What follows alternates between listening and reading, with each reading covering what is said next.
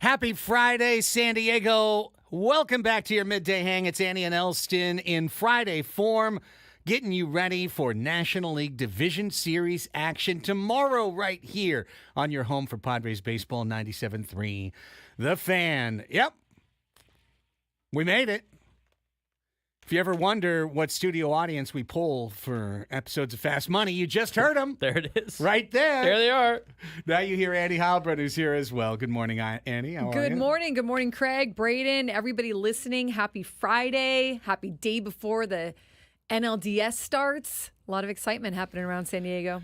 Indeed, Mr. Suprenant, fresh off of a massacre yesterday in the junior varsity ranks in favor of his Cathedral Catholic Dons, joins us as well. Good morning. Good morning. Yeah, it was a tough game yesterday. St. Augustine only had 18 players, but they played hard the whole time. Game was over pretty quickly, but it was got a lot of kids in for both sides, so it was fun. It was over pretty quickly because the running clock started in the first quarter. Got rolling early.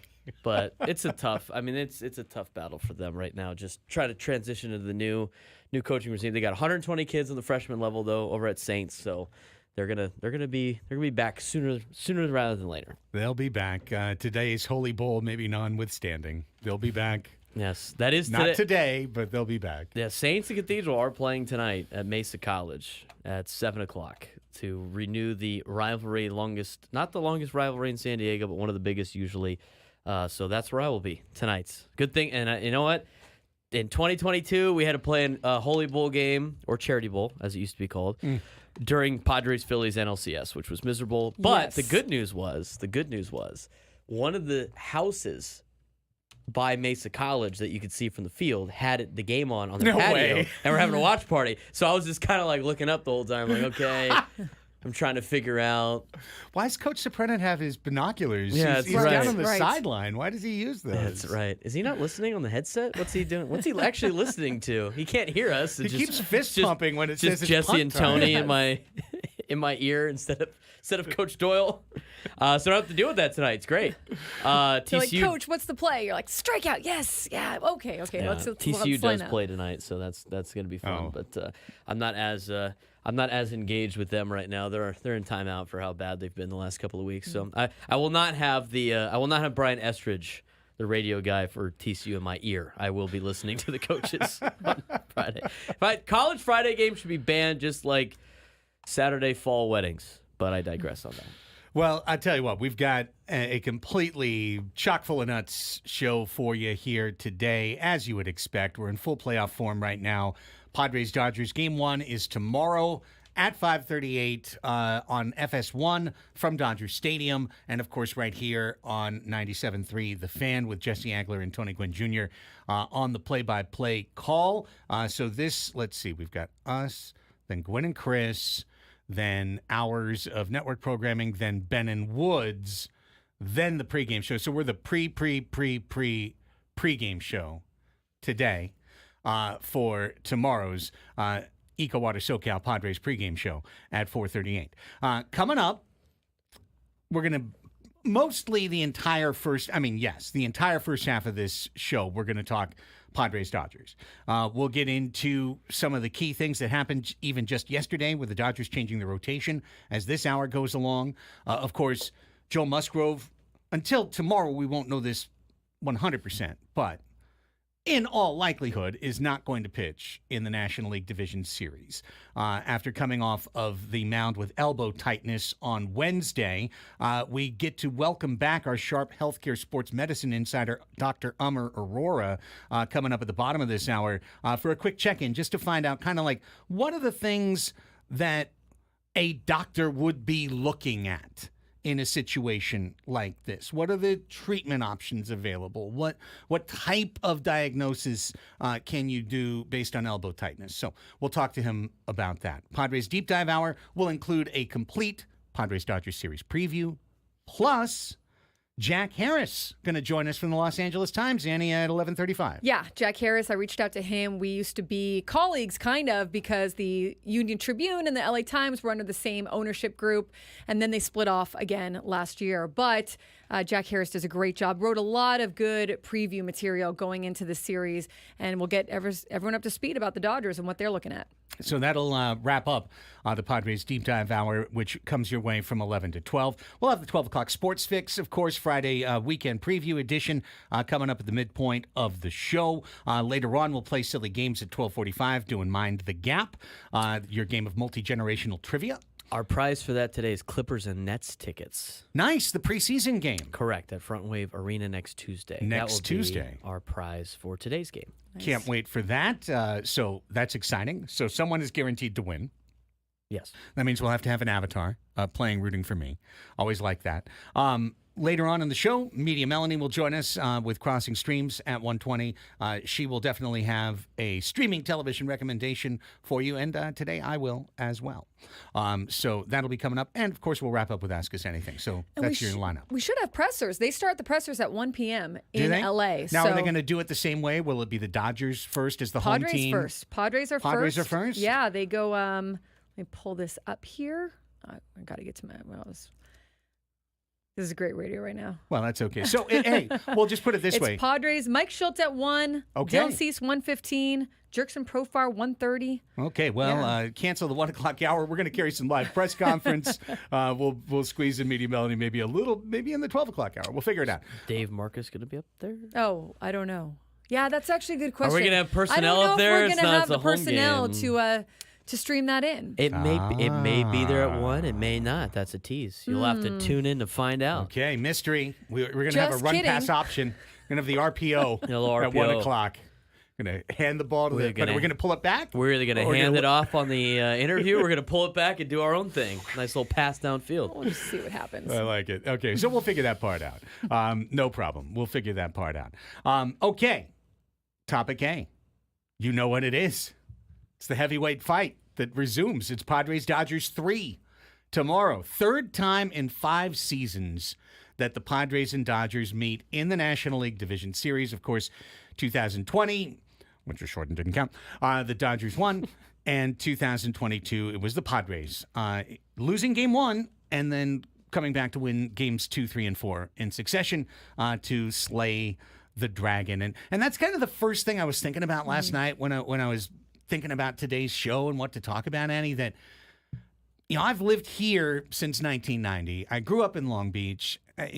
Growing up following the Dodgers, their rival was always the San Francisco Giants. Like, just far and away, unquestionably, Dodgers' rival. Who's their rival? It's the Giants, right? That was always growing up. The Padres were always kind of like that team, and there's the Padres as well. They're down there, but, let's face it, San Diego, one World Series in 84, one World Series in 98. Not a lot happening during my childhood for the Padres. And then for decades to follow, Dodgers fans would say there's no rivalry here. There's no rivalry here. What are you talking about? We don't care about you. You only care about us.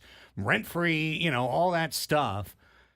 Well, there's a very, very real rivalry now between the players, between the coaching staffs, between the front offices, these franchises, and the fan bases as well. I mean, if there's nothing else that you can say that the San Diego Padres have made this a rivalry with their actions on and off the field the last 5 years.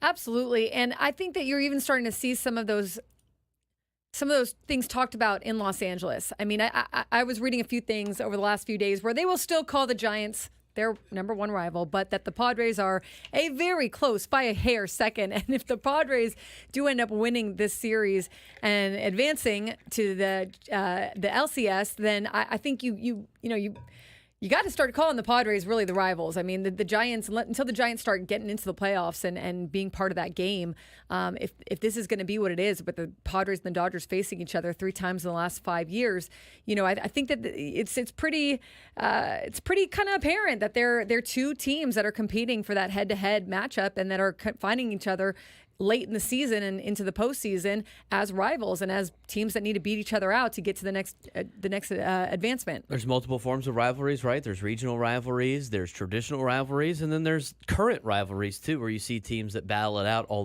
the time. Whether it be in the division or just in the league or the conference.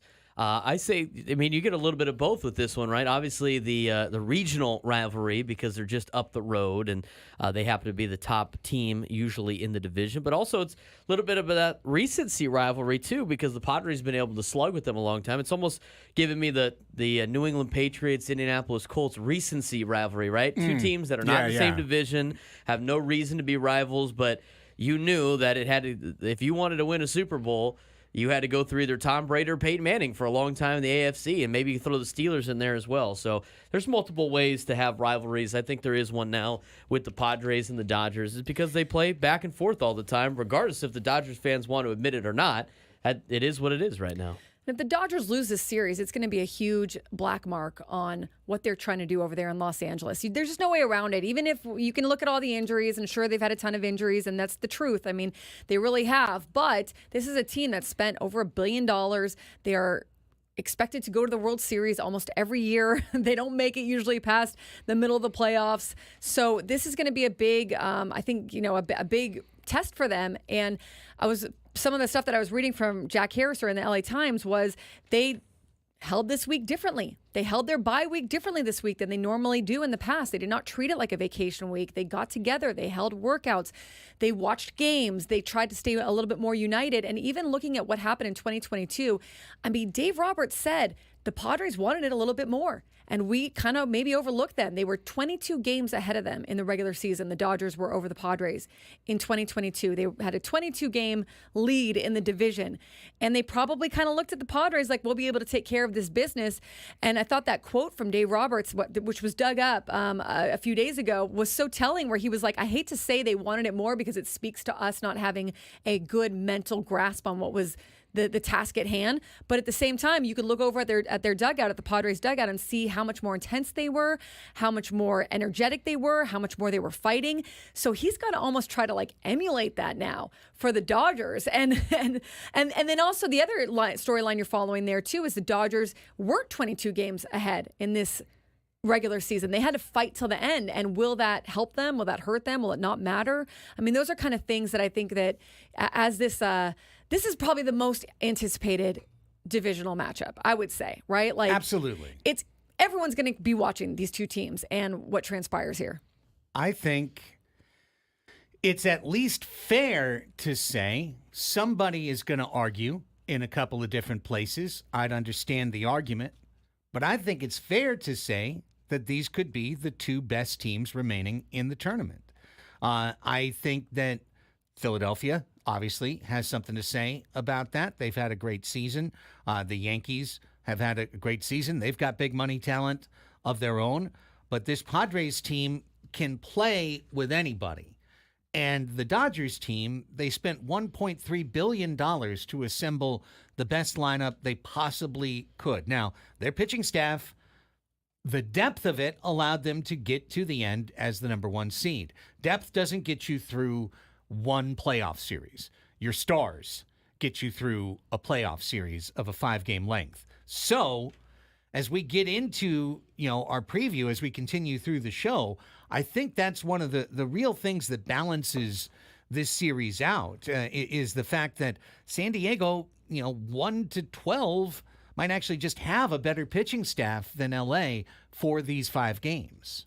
Yeah, I completely agree. I think that the Padres absolutely have the edge. And look, the Dodgers, this is the problem that they had. They've had the last 3 years, really, the last 2 or 3 years in the postseason is their starting pitching. And even though they made spending and they spent $500 million more this year and they went for it and they tried to find new starting pitching, they've dealt with all these injuries.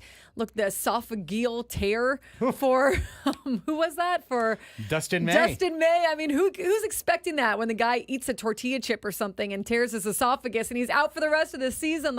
There's some of these that you're just you can't prepare for, you can't expect. But the fact spices on that tortilla chip. Yeah, the fact of the matter is they're in the same position now that they were the last few years, which is they don't have the starting pitching. And then you look at Yoshinobu Yamamoto, who's had an illness since he's come back from the injured list and hasn't gone deep into games. They haven't worked him as much of a pitch count and as much of a outing depth that they wanted to by this point in the season. You look at Jack Flaherty, who's lost some velocity. You look at who's Bueller, who's not as good since he's had his second Tommy John surgery, then I mean the list goes on and on for them. Like it's definitely not as strong of a pitching staff. But for the Padres as well, you need to have your best version of Dylan Cease and Yu Darvish taking the mound when they go out there in Los Angeles too.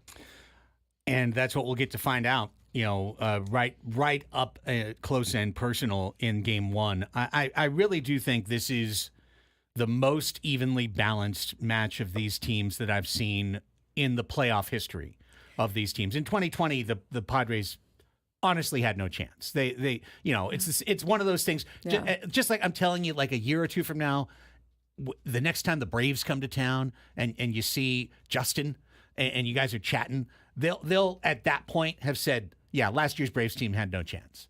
That's what they'll be like. Yeah, we had no chance. We gave it all our all, but we had no chance. That was the case in 2020. The Padres had given their all. They had gotten through the Cardinals. They faced a Dodgers team that was light years ahead of them. They had no pitching left, and it was 1-2-3 Cancun. Let's get out of here. Really, as you mentioned it, 22-game gap in 2022. The Dodgers were the preeminent team in the big leagues. They were the darlings. Yeah, that year they were 100% supposed to win. So that series wound up being an upset. The Padres stole one in one of the most tense games in my lifetime, Game 2 of that series. And then Game 4, of course, the epic comeback, against Vesia and Cronenworth's hit and Kim and Soto and everyone who contributed to that incredible rally. But that's going to be another interesting thing to watch. How is the managing going to go for these two games? Mike Schultz versus Dave Roberts, one front office versus another. Yes. And, all the tips and tricks and trades that they try to figure out here. And sometimes you can outthink yourself. Sometimes you can pull the wrong levers, as they say, in these games. And it's the difference. And that's certainly what we saw there in Game 4 when the Padres were able to slay the dragon, so to speak. So they don't look, if you're the Dodgers, I saw Teoscar Hernandez say yesterday, we wanted San Diego. We want San Diego because this is going to be great for baseball. Like, this is two great teams going against one another, and we want to, they want to show that they're not going to have a repeat of 2022. But to me, you look at these two teams, it could easily go the Padres' way, and you see where it could go the Dodgers' way as well. But to me, the Padres have, honestly, even with Shohei Ohtani, I know it sounds crazy, but the Padres have the more balanced roster. They do. The biggest advantage for San Diego, and in the deep dive, we're going to get into all of this, but I think very clearly the biggest advantage for San Diego is in the rotation. It's where Game 1 and Game 2, we'll talk about it. There could be some issues there for LA now. We'll get into it in the next segment, but those are two good starters for them, and two good starters for us. Cease and Darvish, Yamamoto and Flaherty, those are two good starters. We heard our guy Kyle Glazer on Ben and Woods. He said it in the last hour. I completely agree. Game 3, the edge is to San Diego. I mean, it's very clearly to San Diego with Michael King against Walker Buehler in his return year from double Tommy John. Game 4 is probably a Dodgers bullpen day, and for San Diego, Perez, maybe our own bullpen day. Yeah. Who knows? The series will determine that. And then if they go to a Game 5, they get another day off. So you're going to get some resets for some of these bullpen arms. But still, we've seen it even with the Padres. Sometimes pitching 3 intense innings in the span of 5 days or whatever for some of these relievers, you start to get more looks at them, as a hitter. So that goes on both sides. You start to figure out ways that you can get to them more. But I think the pitching staff as a whole for the Padres, even though the bullpen has gotten better for the Dodgers, the pitching staff might make the difference in this one for sure. Well, let's take a break because when we come back, LA, this time of year, it's just like before NFL draft. It's liar's season. It's liar's poker all the time. I have said all year, it's one of our mantras, watch what they do, not what they're saying. The Dodgers did something very, very, very strange yesterday, and then they said something about it that you might think is an okay cover. I think it's a cover. We're going to talk about it when we come back. It is Annie and Elsten, your pregame show for Padres Dodgers tomorrow, right here on San Diego's #1 sports station, 97.3 The Fan.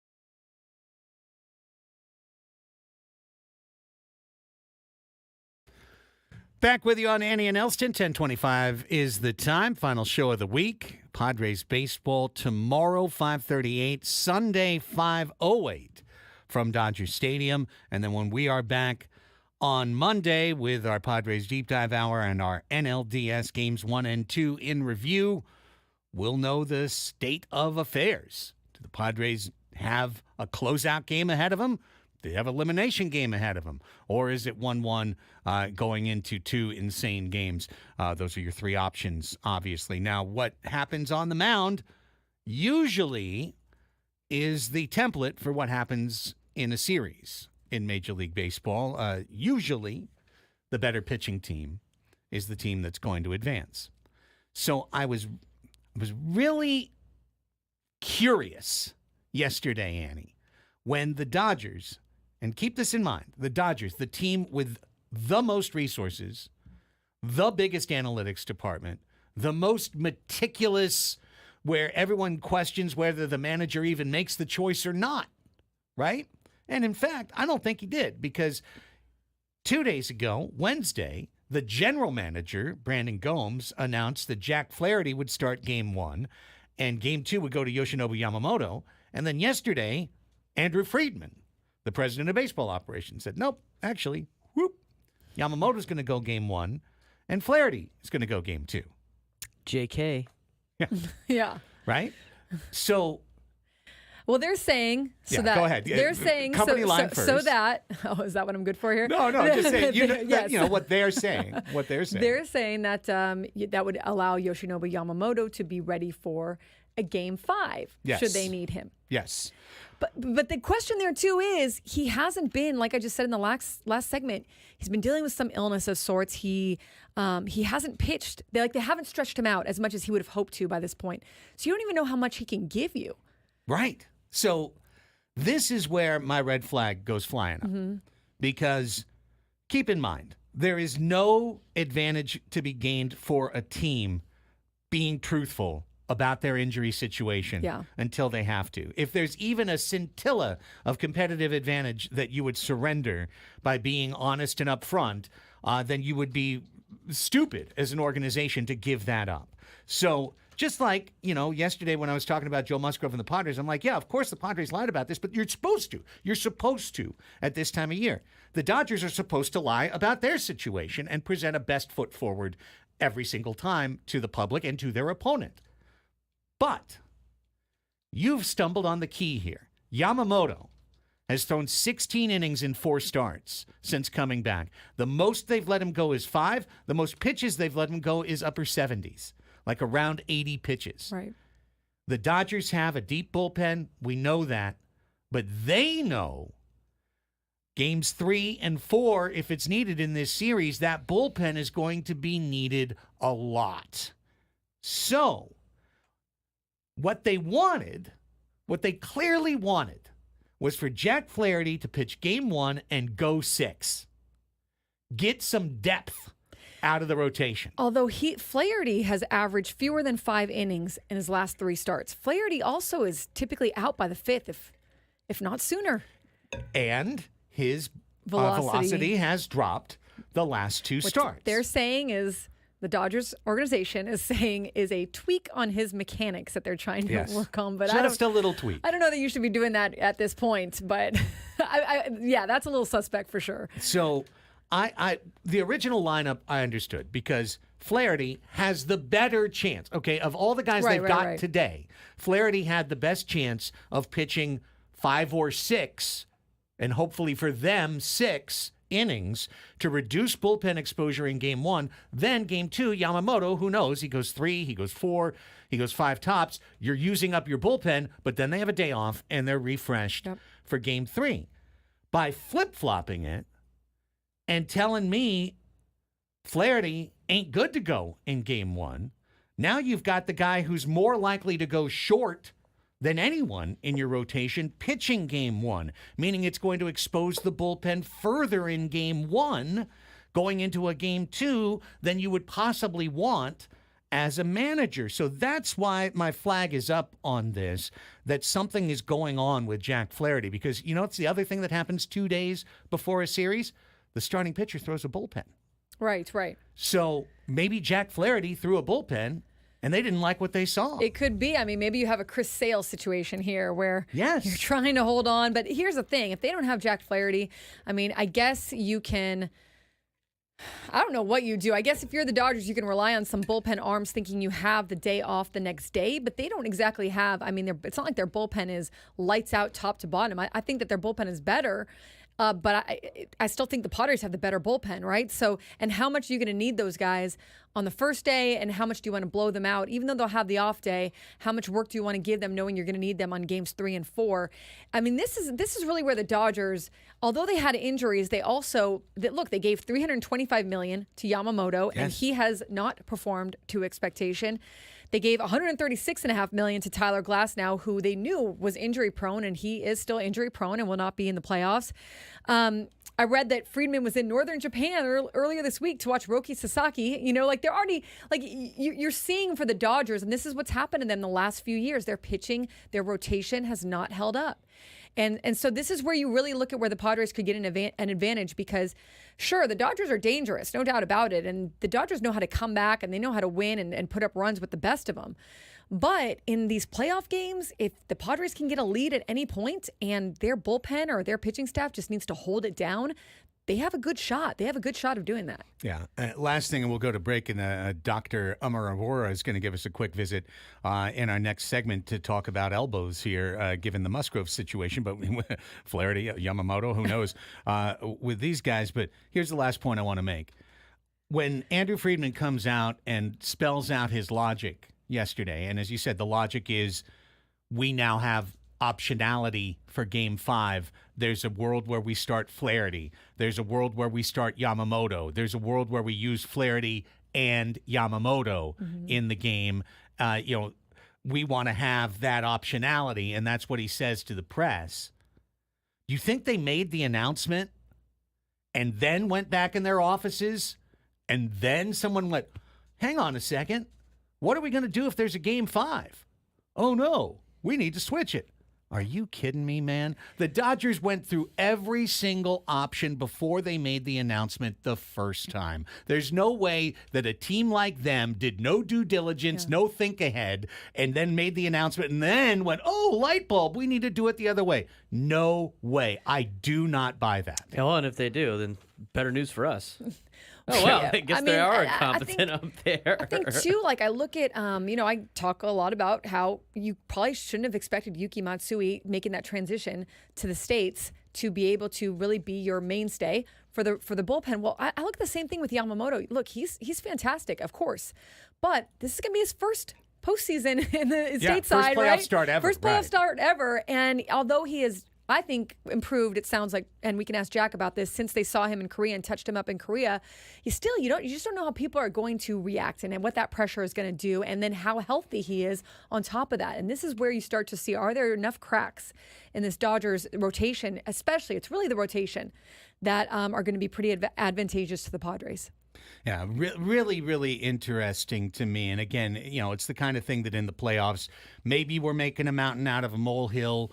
No one will know until these guys throw, and we see. They could be tremendous. Right. We don't know. Right. Right. I mean, But again, I will not pick up what they are putting down, which is that they suddenly thought of a strategic wrinkle between announcement 1 and announcement 2. No, they thought of every single thing. Yeah. Something happened. Yeah, they knew and that then they switched. They had to consider the Game 5 when they first set their rotation. Exactly. So. Exactly. I agree with you there. There's a little something to that you're wondering, hey, is there something more? Yeah, and if on Game 2 all of a sudden Jack Flaherty has back spasms, or woke up not feeling himself, or whatever excuse they want, and Flaherty can't go in Game 2, then you know the truth. Then you know that the truth is that he was just not available, and they're just playing around to play around, to keep strategic advantage as long as they can. Okay, we'll find out. Or in hopes. They could also be just hoping. Yeah, Just like Chris no, you're Sale. right. Hey man, like let's give you the cortisone or whatever we need to do. Let's try to get this working. But we saw with Chris Sale, they hoped for him too, and that did not work out. Yeah, and you're 100% right. There is room in the strategic bucket for let's see how you feel when you wake up tomorrow. a little bit, but they've got to have contingency plans. Just the thing with them is how much contingency do they have? How much leash do they have there? Yeah, they already made a move. They made a move a day after saying that they had said it one way. They switched it. So No, EB in the chat. No, Jack Flaherty is not injured. But that we know. We're just we're speculating. We're speculating. We're speculating. Let's talk radio. We're allowed to. We are speculating. But Jack Flaherty was not announced as injured, but he also was announced to start game 1, and now it's game 2. Did we see? Didn't somebody put out that he had some velocity issues, right? Yeah, he did. Each of his last 2 starts, his velo's gone down. Sounds like a problem for them, not for us. Curiouser and curiouser. I hope there's a fight at the bat rack. That's one of my favorite old sayings. Nobody had that Fight on at the the round bat. table when they had the baseball sayings. That's a great fight at the bat rack. Fight at the bat rack. Because immediately the image you picture in your head is like just guys Jesse punching all Winker over would each fight other. at the bat rack. My turn. Jesse Winker. Talk about Jesse the Winker, king man. of eyewash. I see now why people want to get the best of him. Yes. That guy He also- is the most hated guy in baseball right now, in my opinion. Are you kidding me with the helmet Wait, slam? who was the guy that they were fighting? Who was the guy that he showed up? The Brewers. Willie Adames. Willie Adames Adames. waited in the parking lot for him, and he Good. never showed. What a Of shot. course he didn't. All right, Winker. Typical baseball player. More like Jesse Wanker. Am I right? The helmet slam, Yeah. Come on. it wasn't a walk. And he got upset that Profar walked off a game. When we come back, our Sharp Healthcare Sports Medicine Insider, Dr. Amar Arora, is going to join us briefly to hopefully get Padres fans' minds right on elbow tightness. Joe Musgrove, elbow tightness. What will the doctors be looking for? What are some best case, worst case scenarios? Let's get into it real quick. Plus, New York Mike.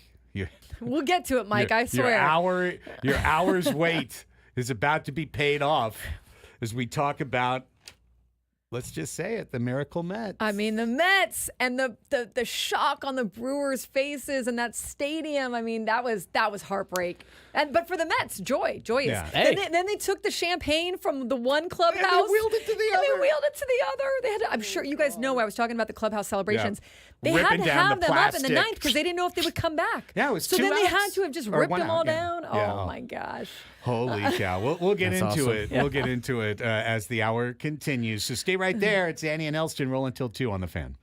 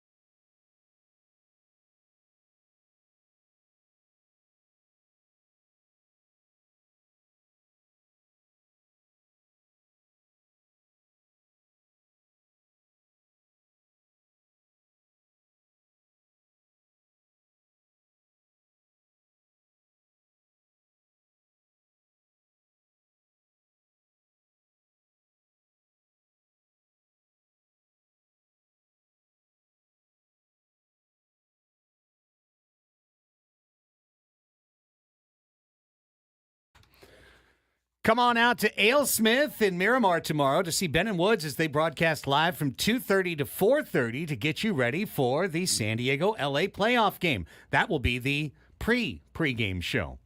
We are the pre-game show. Alesmith 394 Pale Ale is the official rally pint of the playoffs. Watch all of the San Diego postseason action at the Alesmith Tasting Room in Miramar with game day specials on 394 and more. Root for the home team with other fans while enjoying the game with sound on in their brand new huge TV. That's tomorrow.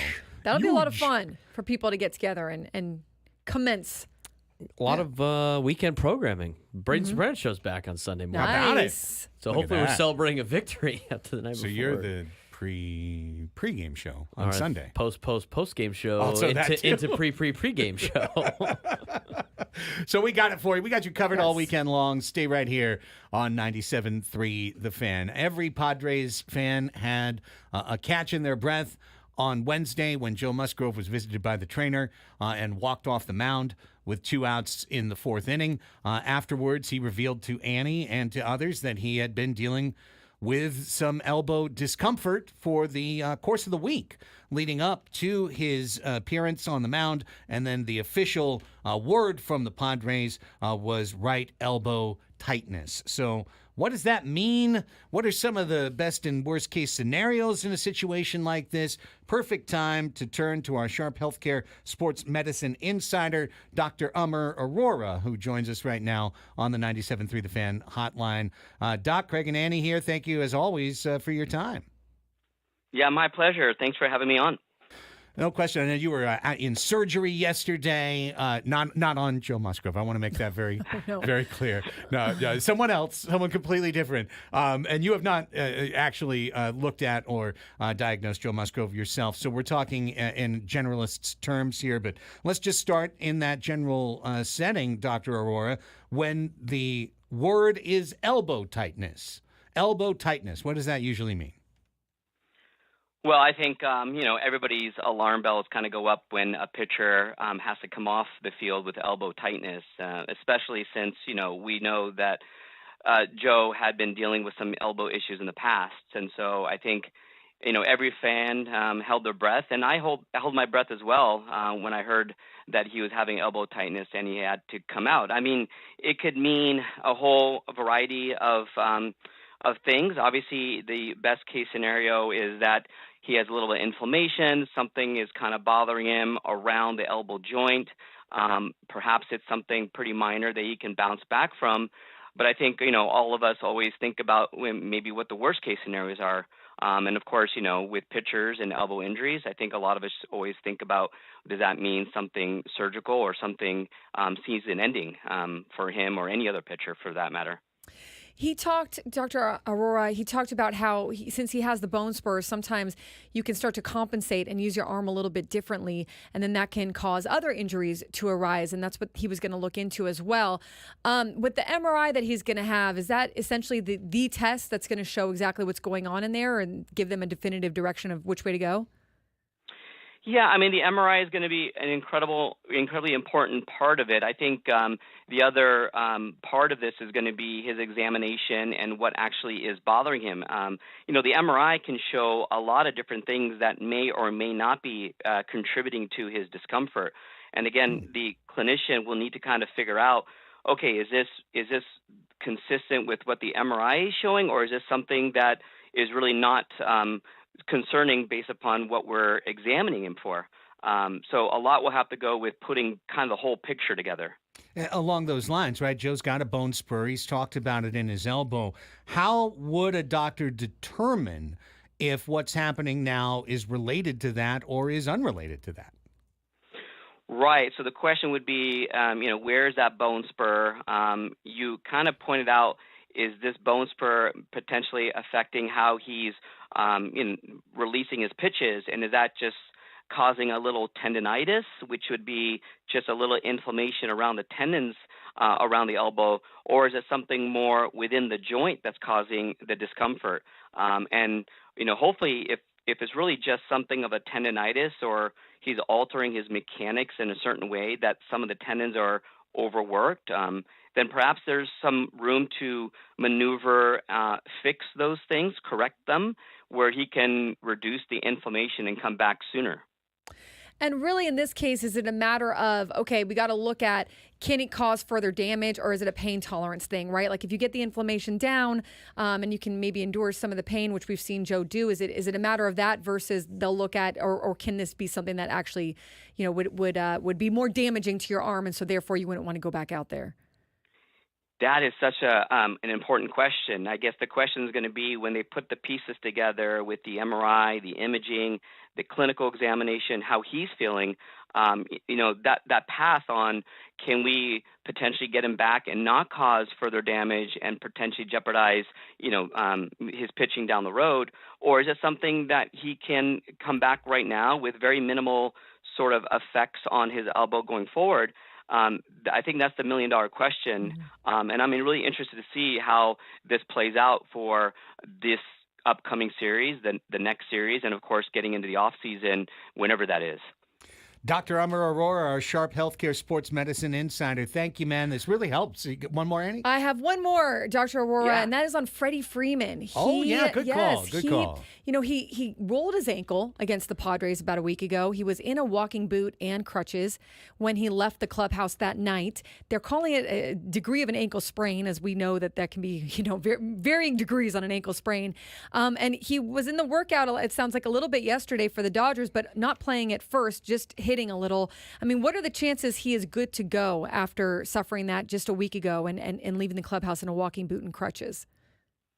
Well, I think, Annie, you're right. It depends upon the grade level that they're going to assign to this type of injury. If you have something that's a lower grade level, grade 1 or maybe 1 or 2, perhaps, 7 to 10 days could be plenty of time for him to start to be on the field. But if it gets up to this second grade or third grade levels, it may take a lot longer for him to feel comfortable with what you need to be on the field and at the plate. I think I saw a couple of videos of him taking batting practice, but I didn't see him running. Right. So it'd be interesting to see if he's going to be able to get to a point where he's able to run the bases. That would be the critical step for him. And that's another thing that the Dodgers don't have to tell us anything honest about until 5:38 tomorrow. As you would imagine, they don't tell us the exact degree of the sprain. Yeah, it's So- just like it's a degree. Of course. It's on the degree scale. Right, somewhere in the degrees. Well, Doc, I know you're going to be cheering for the Pods, and hopefully we don't have a whole lot of injury questions the remainder of the postseason, but we always appreciate getting you on when we can. Absolutely. Appreciate the time. Thanks so much. That's Dr. Amar Arora. He's our Sharp Healthcare Sports Medicine Insider. I mean, it's really interesting because it could just be something like that, like inflammation, or perhaps like the tendonitis, like you said, or something that could be with maybe where he skips maybe the division series, but he'd be good to go if they advance, or maybe just being at the end, like if they make it to a game 5, he would be okay. Those are all like good questions to be asking, but we'll find out. Well, and as the doc said, I mean, part of that puzzle, we know the pieces that interconnect because he's told us that Joe Musgrove has altered his mechanics. He has changed his mechanics as a result of pitching around the bone spurs, so to speak. He had tremendous results, but something that we've all known, people in baseball have known for years, for decades. If you change your delivery, it may not happen right away, but there is usually a cascade effect that comes back. Sometimes it's as simple as like your ankle hurts, so you make a slight change in your delivery to relieve pressure on your ankle, but that movement now is creating additional pressure on your shoulder or your elbow. So what the doc said right there, which is, okay, if you change your delivery a little bit, you might get tendonitis, simple inflammation in those tendons because of that alteration. Well, without having the actual specs in front of us, that's an A to B to C that makes sense. Yeah, it's something that they've got. I mean, that's pretty common for pitchers to go through, like you said, or it's something I think Joe went through also last year when he was going through his injuries, and he kind of made some adjustments because of I forget the injury that he had at the time, but he made some adjustments off of that, and then it kind of caused some other weird quirk to happen that gave him a little time off for a little while, so put him on the injured list for a little while. So it's definitely a thing, and I think that you have to consider it, but at the same time, I think if Joe's arm isn't just completely falling off his his body, and he can't do further damage, and they get it to a point where he is wanting to go and his arm is able to do it, he's going to get out there and he's going to do it, whether it's out of the bullpen or piggybacking or whatever, he's going to do it. But it's so hard without an actual injury update, right? Of what it could be nothing related to any of this, and we'll find out what it is eventually. Yeah, and again, I mean, the real talk is the Padres will have that information. They have no business sharing it.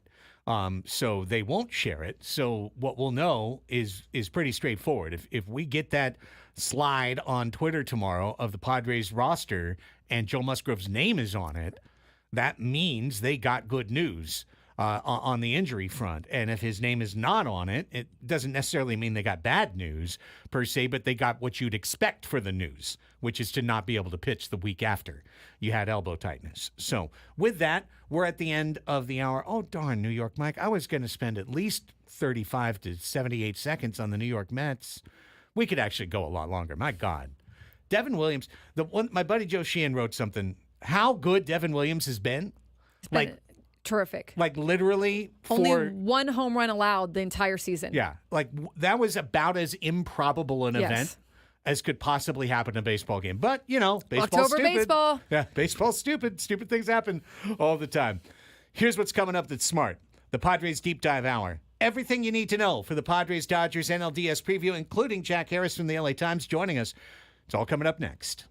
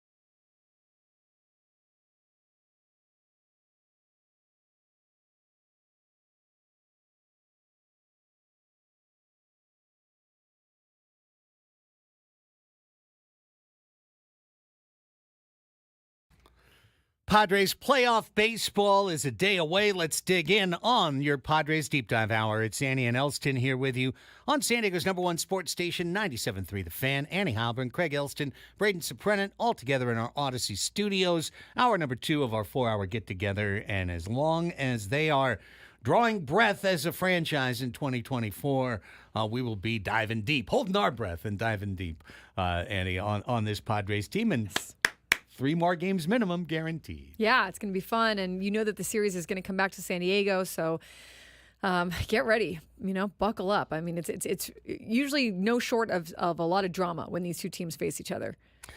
Let's start with the very basics as we get into an NL Division Series preview. Game 1 tomorrow, 5:38. Pits San Diego's Dylan Cease against Yoshinobu Yamamoto of the Dodgers. As we mentioned in our 10:25 segment, a switch there for LA. They had started announcing Jack Flaherty as their Game 1 starter. They have moved him to their Game 2 probable starter, where he would take on Yu Darvish. That would be Sunday, 5:08. From Dodger Stadium. Then Monday, an off day in the series. Tuesday, they have not announced a start time yet, but you'd presume it'll be in that 5 o'clock window. Probably. Yeah, probably the whole way through. Game 3, Michael King for San Diego, Walker Buehler for LA. Game 4, if necessary, would be played on Wednesday. And as things line up, right now it's just TBA for both teams. You would assume Martin Perez, potentially. Landon Knack would be the guy in line for L.A. If it is to go the distance, there would be an off day on Thursday, and then it would be Friday evening in Los Angeles for the decider between the Padres and the Dodgers. And if it stayed on turn, it would be Cease versus Yamamoto again. So that's one thing right off the top. And we're going to get into, the kind of the broad strokes here: offense, defense, starters, bullpen, bench. But when you make the call specifically for games 1 or 2, that's, from a Padres standpoint, that means you are not pitching at home. So Dylan Cease would be tasked, if needed, to pitch twice at Dodger Stadium, Game 1 and Game 5. Yeah. I mean, it's if it goes to a Game 5, but I think he'd be, I don't know. It doesn't seem too concerning. No, I mean, well, that's why you put your best stuff starter out there, exactly. is to handle the most difficult circumstance.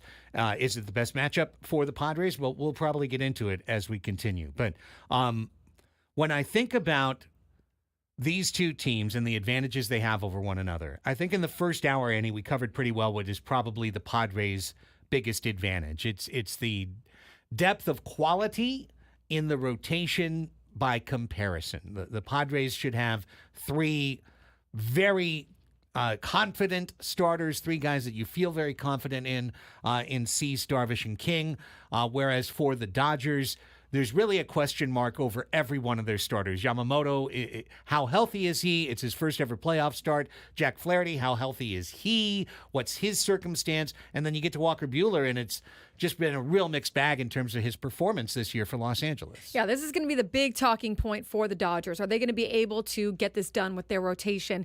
If their rotation slips at all, the Padres are going to take advantage, and they don't really have any backup plans. I mean, they're already on their 4th round of rotation members because of all the injuries and people that they've had to call up and figure out how to slot into the starting rotation. So you're hoping that maybe if it gets to like a Landon Knack for them, who is a rookie and who has been having a decent year, definitely a solid year for them, that he is able to withstand the pressure of the postseason and that he steps up.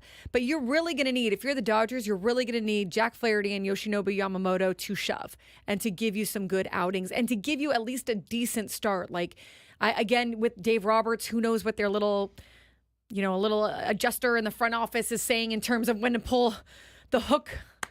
I'm going to call that the adjuster. The hook, it's like, when does the hook come get the pitcher, right? He's got the little headset. Dave, this is the adjuster in room 416. Time to adjust. They're going to need to make an adjustment now on Yamamoto. Adjust him right out of the game. Bring Thank on you very the hook. much. The hook is going to take him out. Thank you. Goodbye. Wouldn't that be great if there was like a long rubber band or like kind of hook that like throw out to the mound and you just reel it back in, You see on cartoons, the guys just getting booed off stage. They just grab Right, cane that exactly. pulls him off. Exit stage right. That's right. Your night is over. Oh my goodness. But yeah, I mean, this is going to be this is what the talking point is on the Dodgers, and can they withstand it? If that is the biggest advantage for San Diego over Los Angeles, what is LA's biggest advantage over San Diego? I would point to a very obvious spot. Shohei Ohtani? The top of the Yes. order. They've got Ohtani. They've got Betts. Do they have Freeman? We'll figure that out. But when they have those three players are going to the Major League Baseball Hall of Fame, barring something insane happening. Ohtani, it's already done. Betts, it's really, really close. And Freeman's well on his way in terms of the career numbers that he has put together. So you've got a singularity of talent in Ohtani that you hope can be matched by the Padres' singular talent, Fernando Tatis Jr., who has himself raised his game throughout his playoff career, which is longer than Ohtani's, obviously. Shohei will play his first game on Saturday. He's at 393 in his career in the playoffs. Fernando Tatis Jr. has, and he's got a 1,900-plus OPS so far through 2 games of this playoff. So that's where you hope the Padres can kind of even it out if Tatis keeps on this roll, but there's no denying Ohtani's had the best year of anyone in baseball, and it's his first playoff.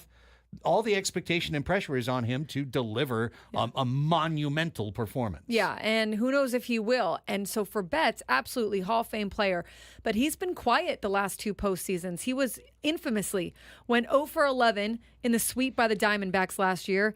The year before, he was just 2 for 14 in the division series loss to the Padres. So will Betts be able to be the guy that they have signed him for? And we saw in the last series how he struggled also going into the last regular season series with the Padres, but then took his hundreds of swings in the batting cage and got back to being himself, and ended September, I think, actually pretty well. Go back to... He was in a slump, batting 184 with a 537 on base slugging percentage, back on September 11th. So this is a guy that you need Betts to be Betts if you're the Dodgers, and you need him to show up in the postseason. And if for some reason Shohei Ohtani, I think Shohei Ohtani personally is going to be fine. I mean, I feel like the postseason isn't going to deter him from being himself, but you never know, right?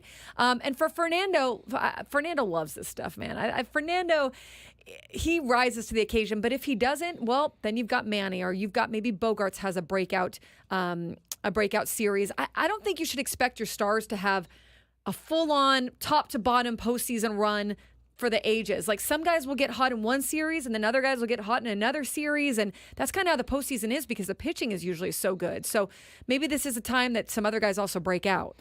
For a goodly portion of the year, you could have made a very solid argument that the Dodgers had a more top-heavy offense, but the Padres had a more balanced and deep offense than L.A. The Dodgers did work to address this over the course of the season.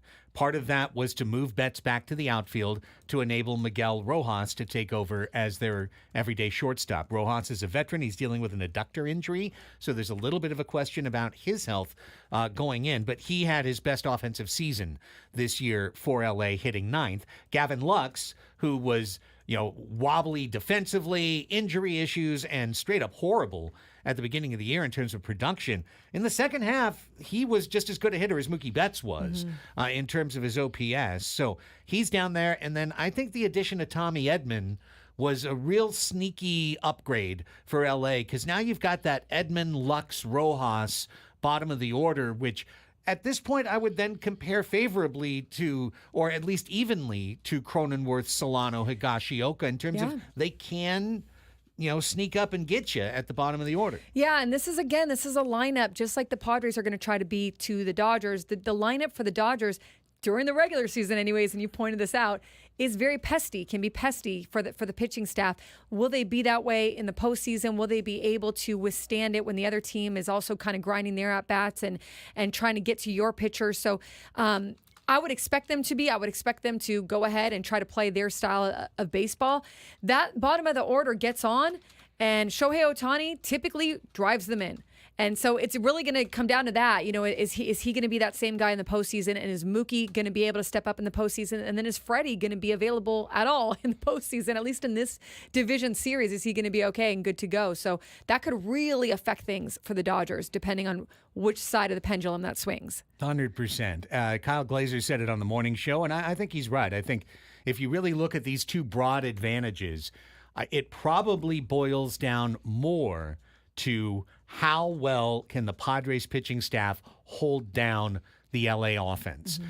On the other side, you have to, as a Padres fan, go in with the confidence that San Diego is going to be able to get those 4 or 5 runs in a game against LA's currently situated pitching staff. If we can't get up to that level, probably the Padres won't win the series, but you should feel pretty good that this Padres offense can get to that level, but will they be able to hold LA to 3 or 4 runs, or will LA be able to get up to that 6, 7, 8 total that they've put up a lot this year? And will you have the starts from the starting rotation that you need?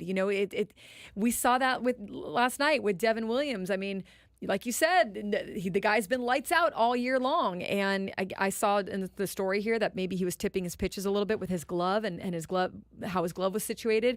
Still, I mean, this is a guy who's been great all season for them, has only given up 1 home run all season for them, and then loses the game and blows a save. So is there, you don't know, like, is someone going to have a bad performance? Is Dylan Cease going to be able to be the Dylan Cease that has been so dominant? Same with Darvish. I think yes. I mean, I think that these guys have shown that the pressure doesn't really get to them.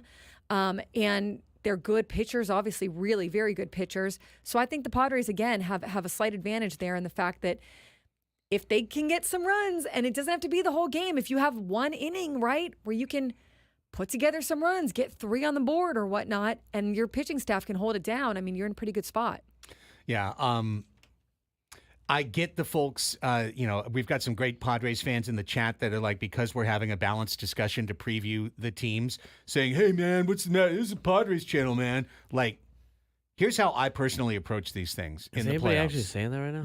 Yeah, they are. Then go home, dude. Go be miserable somewhere else. We've all said yesterday, today, I mean, the advantage, in my opinion at least, goes to the Padres in the series, but the Dodgers are a very good team, and to think that they don't bring to the table some dangerous parts of their roster is way too much overlooking of them. If you're going to put your head in the sand and just say every team the Padres play stinks, I mean, that's an attitude. If you want, go ahead. It's October. Anything go ahead can happen. And be a fanatic, dude. But that's not what we're going to do on the radio show.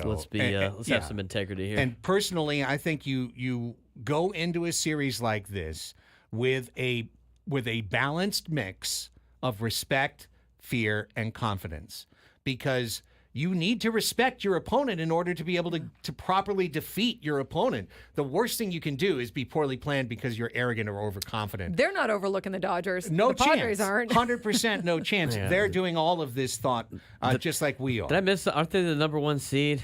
They are the Didn't number they have 1 the best seed. record in They all have of also- Major League Baseball? Yes, and they have the division. best odds. They have the best odds to win the World Aren't Series. They're the the best favorite. On top of They're everything. the favorite. Yeah, That's how that okay. works. Absolutely. But so listen. When we're talking offense, this is where LA gets the most positive talk, because this is the best thing that they're bringing to the table in this series is their offense. Let's switch it to the defense. I think the Padres have a fairly substantive advantage on defense. Now, it's one that was mitigated a little bit when Ha-Seong Kim left the lineup because Xander Bogaerts isn't quite the shortstop. And also his last agent. Oh, my goodness. Yeah, we'll talk about that later. as we go on. Farewell, my sweet prince. I know we will never see you again.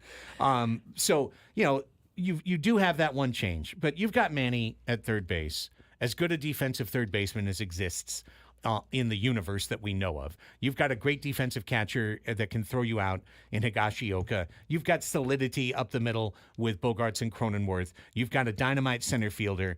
You've got a left fielder that can get the ball, and has a good arm. And your right fielder is the best in the game defensively, even if he's got a quarter less step this year than last year. By contrast, you go around the diamond for L.A., Freeman is a great first baseman. Will he even be able to play first base? Well, his injury is substantive and important. Lux is an okay second baseman. He's no great shapes. Rojas is a good shortstop. Is he available to go? Or does Tommy Edman have to play shortstop? Muncy at third, you want that.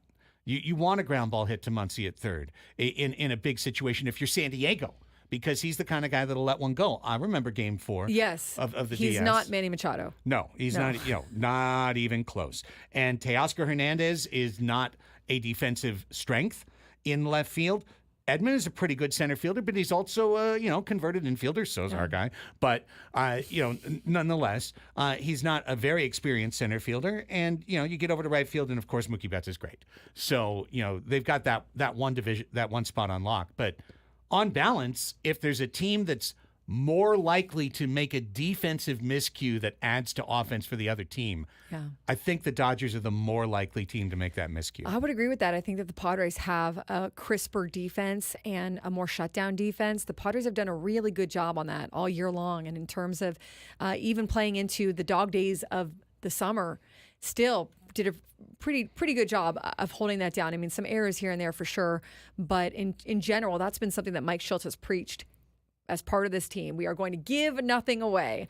So they definitely don't want to do that. In a playoff game, that could be the difference. I mean, you allow an error in a playoff game, and that could be the game, the game-winning run for the other team, and that could be the end of it. So you've got to play your best, crispest baseball. Now, when you we've already discussed the starters at length. When you look at the bullpens of these teams, we don't have to go, player by player. I think we can all agree that San Diego's got the bullpen that they've wanted to assemble. They spent a lot of assets to put this bullpen together, and we all know it very, very well. That's Sassy Sauce at the back with Scott, Adam, and Suarez. You've got Estrada and Morejon as your first two guys in, essentially your sixth inning mix and match lefty-righty power relievers that could go anywhere, early or late in your bullpen deployment. And you've got Brian Hoeing, who can give you sinkers, can give you a little bit of depth and distance in that bullpen. Yuki Matsui was along for the ride in the wild card series, and of course wasn't used. He's kind of an emergency shoot in the bullpen as currently constructed. And in the first round, Yu Darvish was in that bullpen. I would suspect Martin Perez being added to the staff for the division series round, Annie, would probably be available game 1 in the bullpen if needed. I would think so. I would think that he's going to be part of this roster. Yeah. And for LA, they've got a ton of really strong arms. Michael Kopech has come over and given up literally 9 hits. They did a good job at the deadline, didn't they? They were able to acquire at least some help in that bullpen, and they've had a good run since. Absolutely. Blake Trinan, we know what he can do. Vesia allowed 33 hits in almost 70 innings this year. Very, very hard to hit the left-hander. Daniel Hudson is a veteran. Evan Phillips, a veteran. You know what they can bring. Joe Kelly, we know about Joe Kelly. The new pitcher in the mix is the big tall kid, Edgardo Enriquez, who we saw one time throw over 100. So he's in the mix. Ryan Brazier, Anthony Banda in the mix. I look at this as essentially a push between these two teams in terms of on paper, and it will be literally down to performance in the series, which bullpen reigns supreme. Yeah, and which bullpen gets used more than the other, and how that might affect the rest of the series. Those off days are going to help big time for both teams to have that off day on Monday and then that off day before Game 5 if they need it. However, overall usage and hitters getting looks at guys and just having a bad night for either team can really play into this when you've got two teams that are battling each other like this. I have seen national media doing a head-to-head comparison, and most of the time I see the edge given to the Padres on the bullpen, but slightly. It's like a slight edge to the Padres. However, the Dodgers, and look, the Padres didn't score a lot against them. In that, I don't remember exactly what happened in the last series that they faced them, but I know that they didn't get a lot of late inning runs. Yeah. Very, very even matchup if Kopech keeps pitching the way he does, if Suarez keeps pitching the way he does. Lastly, I take a look at the benches for these teams as currently constructed. Again, anything could change. The Dodgers went with one extra bench player in the first round. They had Austin Barnes, they had Kike Hernandez, Chris Taylor, Kevin Kiermaier, James Outman, who's kind of been up and down from AAA this year, and the Cuban kid, Andy Pajes, who has been a little bit of a power hitter, right-handed batter off the bench for San Diego. Elias Diaz is the backup catcher. Nick Ahmed is kind of there as the, breaking case of glove situation at shortstop. Tyler Wade, Brandon Lockridge have been there. David Peralta is kind of your pinch hitter off the bench. Obviously, there's a little more veteran depth for LA in terms of guys who's really been there in Barnes, Hernandez, Taylor. Kevin Kiermaier is at the end of his career, literally. He's about to retire. Pages is a rookie. I think it's pretty much a wash here as well. I feel the same. I mean, they're both good benches. They both have shown the propensity to strike out or get an out, and they both shown the propensity to get the game-winning pinch hit or the game-winning home run or whatever. So I think that you have two good benches there. A slight advantage for LA on offense, an advantage for San Diego in the starting rotation. Bullpen is about even. Padres defense looks to be better than LA, but in 5 games, anything can happen. Yeah.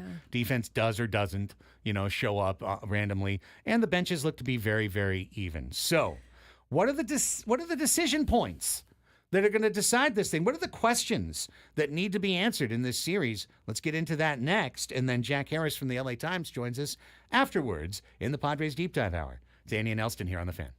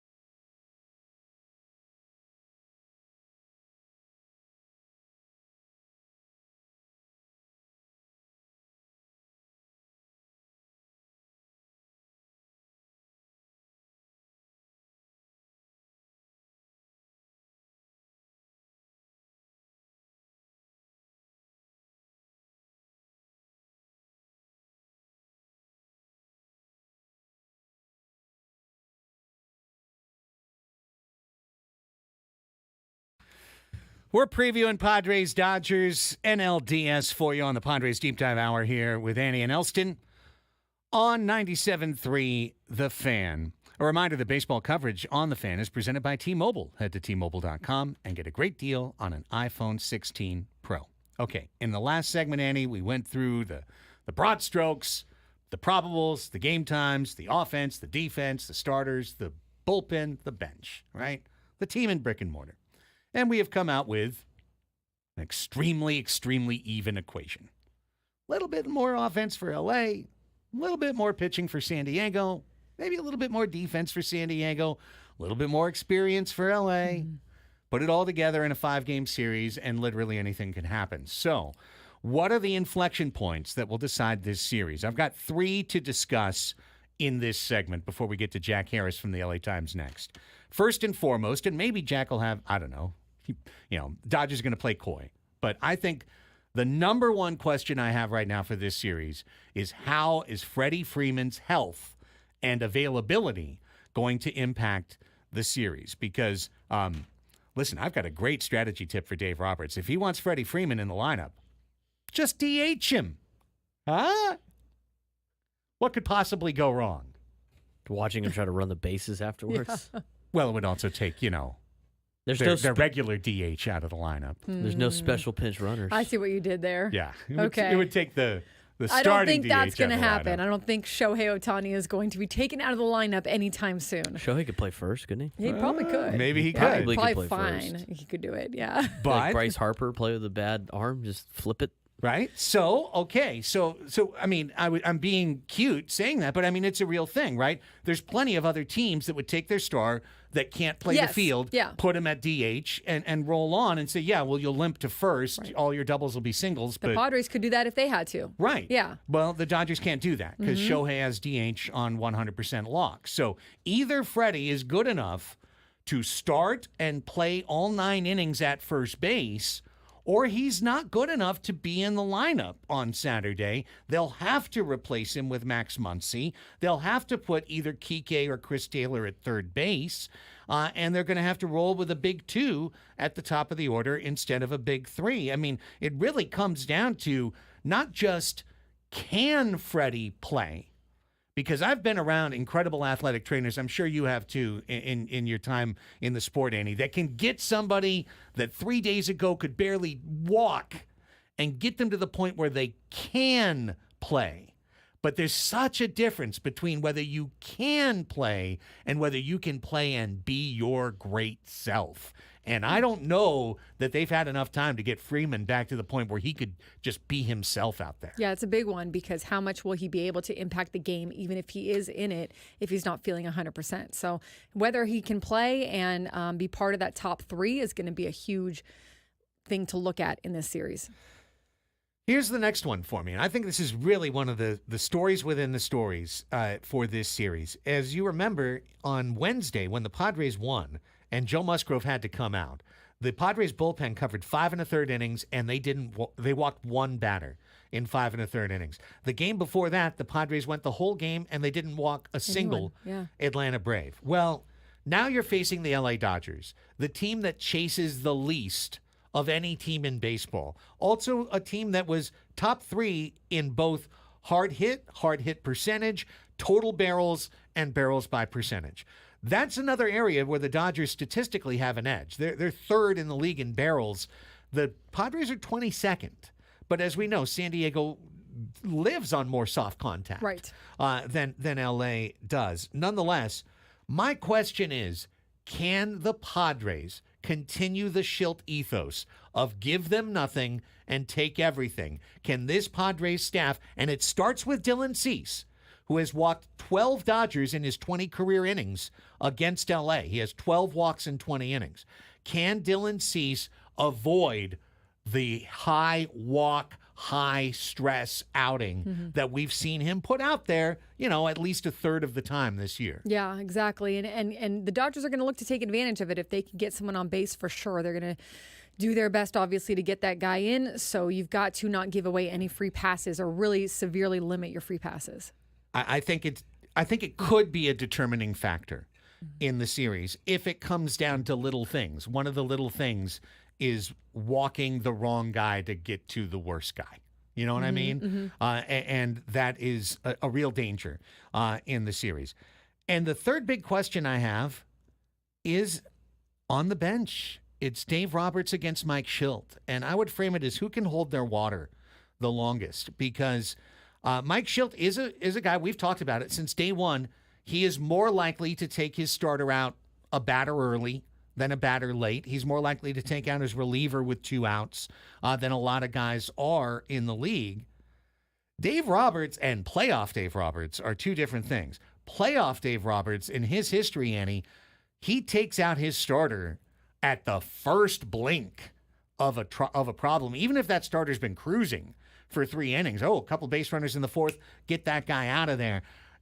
You can hope, as a Padres fan, that Dave Roberts has one of those panicky moments coming up that takes out a guy that otherwise was pitching well. Yeah, the pressure is really on the Dodgers in this one, and I think those are all good points. The pitching to me is going to really be the fascinating thing to follow on this one. If which team has the ability, not on paper, but in actual execution in the game, right, to be able to hold off the other team offensively for as long as possible, because one bad game or one bad inning is going to be the difference here in this series most likely, and that could easily, we've seen the Padres take advantage of this so easily. And then the other thing for me is the Dodgers are very businesslike with how they go about things. They're not really the magical type, and in the postseason, I think in the past, like that's something that I think that they're trying to kind of create over there, where the business stuff works for them. They mostly get through the regular season unscathed, and they have the ability to put up 100-win regular seasons. But then they sort of get to the postseason, it's almost like the fire sometimes just isn't there for them, and that's where I think the Padres do have a little bit of a slight advantage in terms of the intangibles of like just wanting it, having a little bit of whatever their magic is going. I know that that's kind of like the foo-foo stuff that's not going to happen on paper, but for the Dodgers, I think that it has upset them in the past, where they've kind of just not had the same intensity. They've not shown up with the same intensity. So can they manufacture that for this series and show up the same way that the Padres will? Great questions, and any one of those questions could be the one that determines this National League Division Series along the way. Game 1 tomorrow at 5:38. When we come back, we'll get an insight on the opponent with Los Angeles Times Dodgers reporter Jack Harris. He joins us next on Annie and Elsten. This is the Padres Deep Dive Hour on San Diego's #1 sports station, 97.3 The Fan.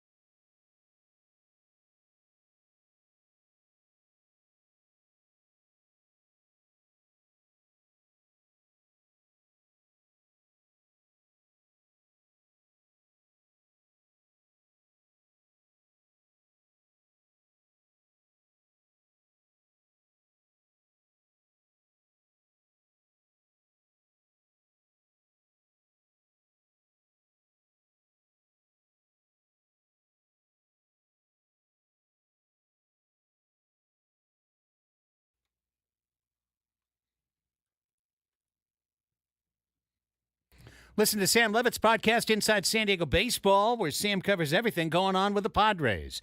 You can find it at 973thefansd.com, the Odyssey app, or wherever you get your podcasts. Welcome back. Your Padres Deep Dive Hour on Annie and Elsten.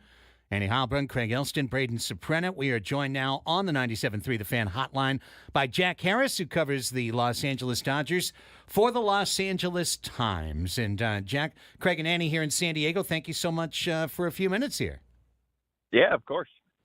It's great to have you here. And we started the show talking about this almost like a series of heavyweight fights. It's Dodgers-Padres 3, right? I mean, every 2 years now in the 2020s, these teams have gone head-to-head in this round. Both sides have one victory that they can put in their belt, and now the trilogy comes to, who knows, maybe a satisfying conclusion over the course of the next week.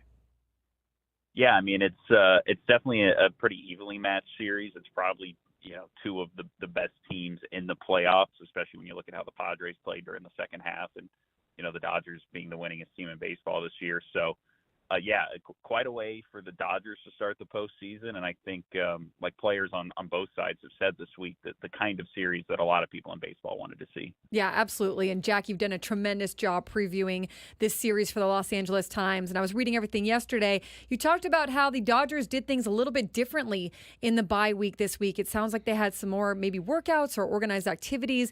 What did they do differently and why? Yeah, I mean, the bye week's been an issue for them the last two postseasons, especially for their lineup.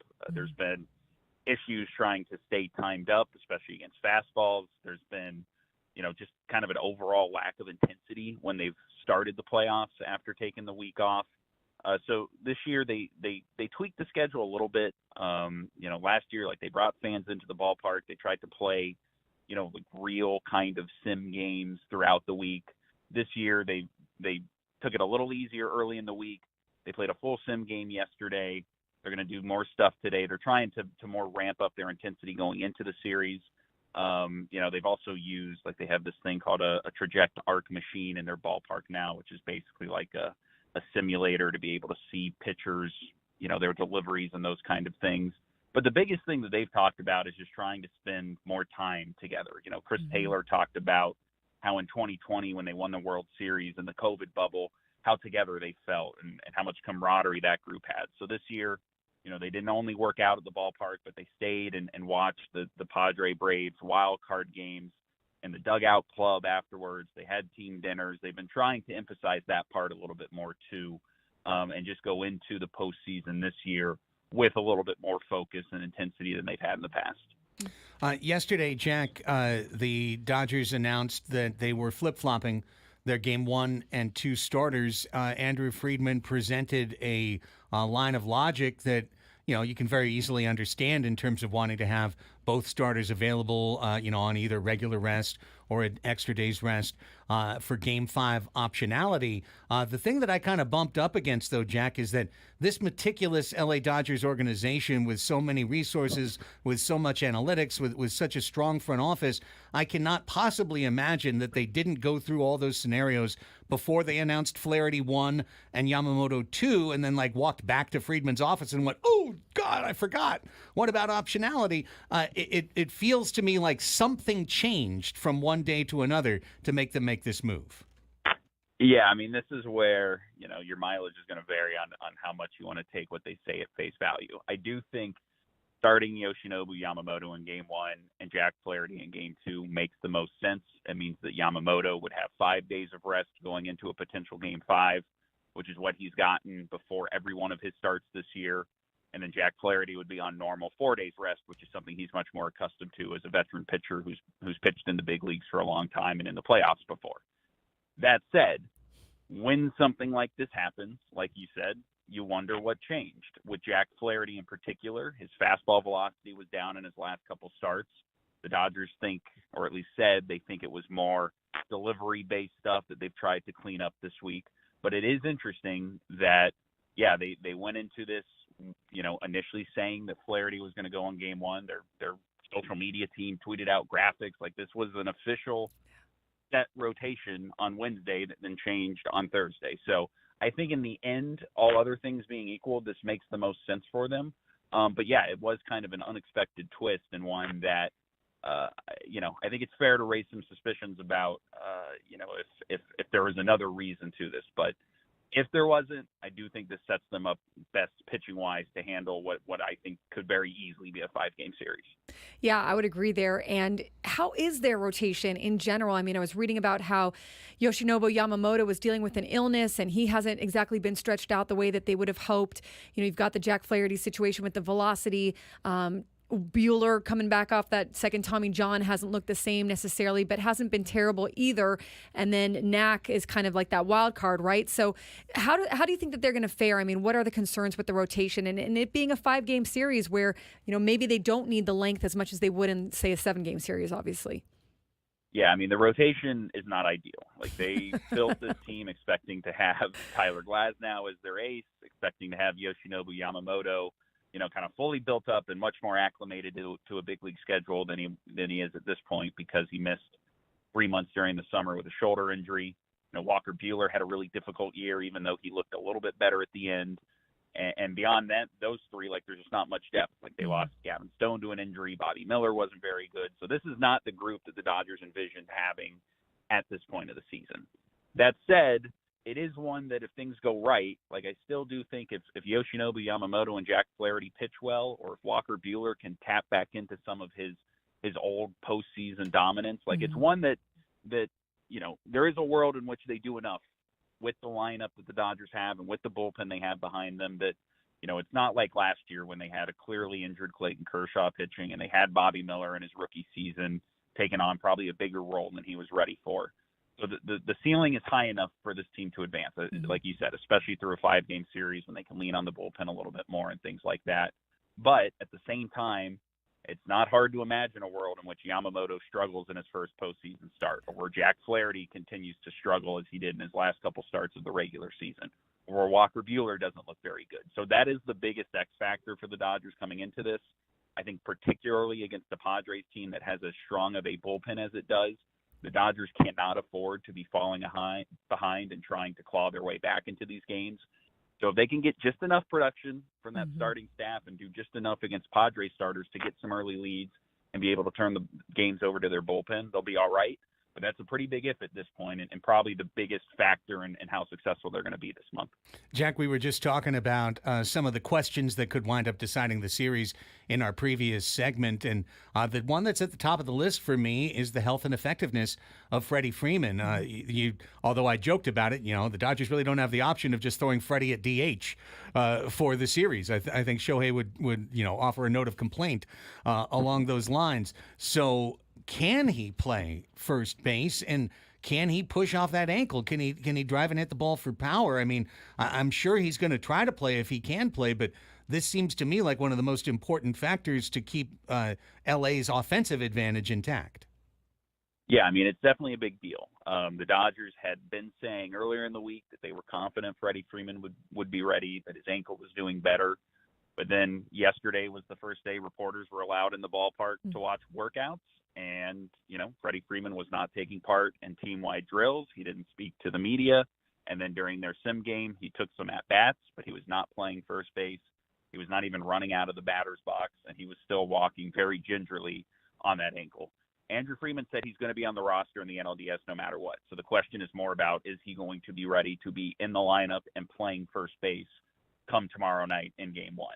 To me, it looks like it's probably trending towards a no right now. That could always change in the next 48 hours if his ankle starts feeling better, if he can keep making some strides. If there was a star player the Dodgers were going to be without, or at least have limited, Freddie Freeman is one you can kind of work around. For one, he was not playing great before he got hurt. This whole season has been kind of a struggle for him with his swing and having the kind of consistency he's become known for in his career.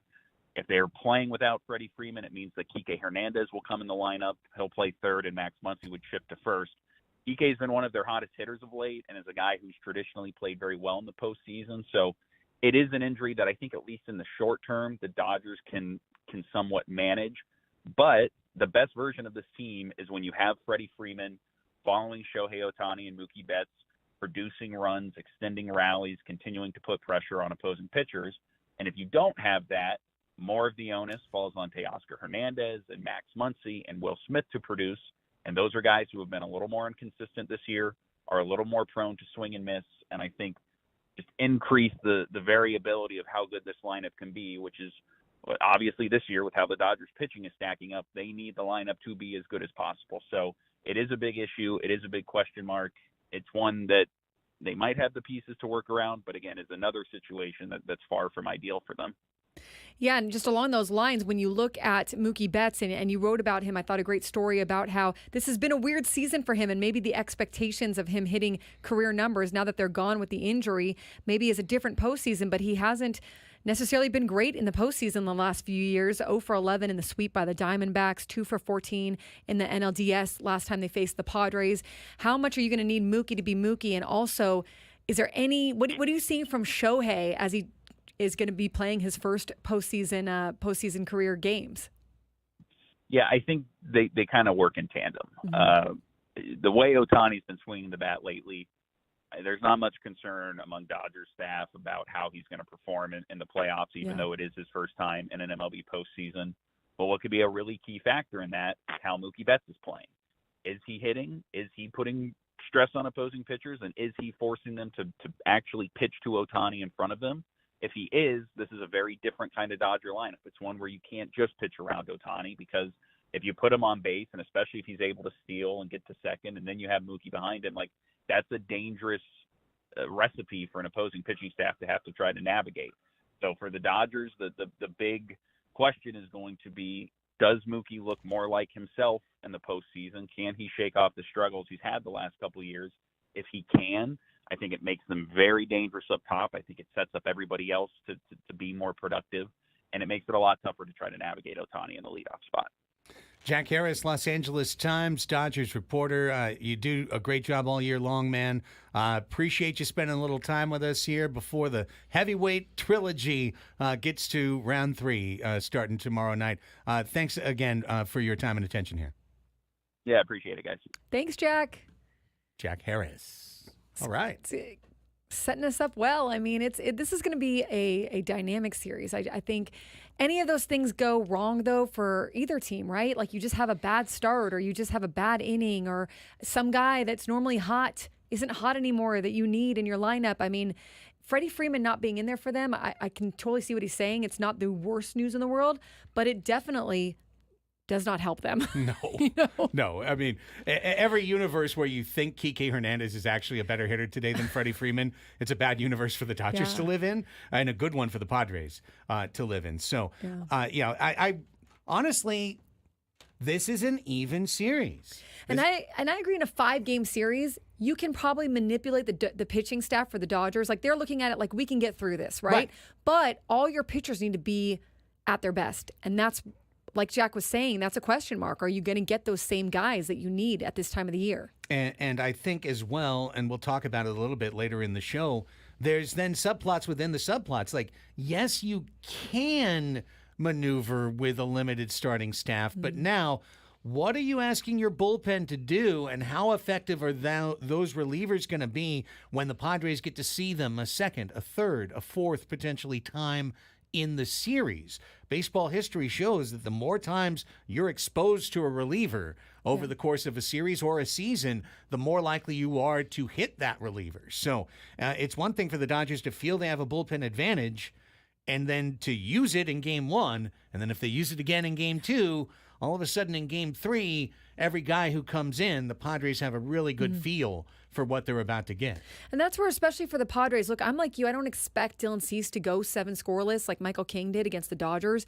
But if he's able to give them some length, if they can stave off some relievers until game 2 or game 3 or whatnot, just kind of give these guys different looks coming out of that bullpen, which already has a lot of high leverage arms to begin with, that's going to be an advantage for the Padres as well.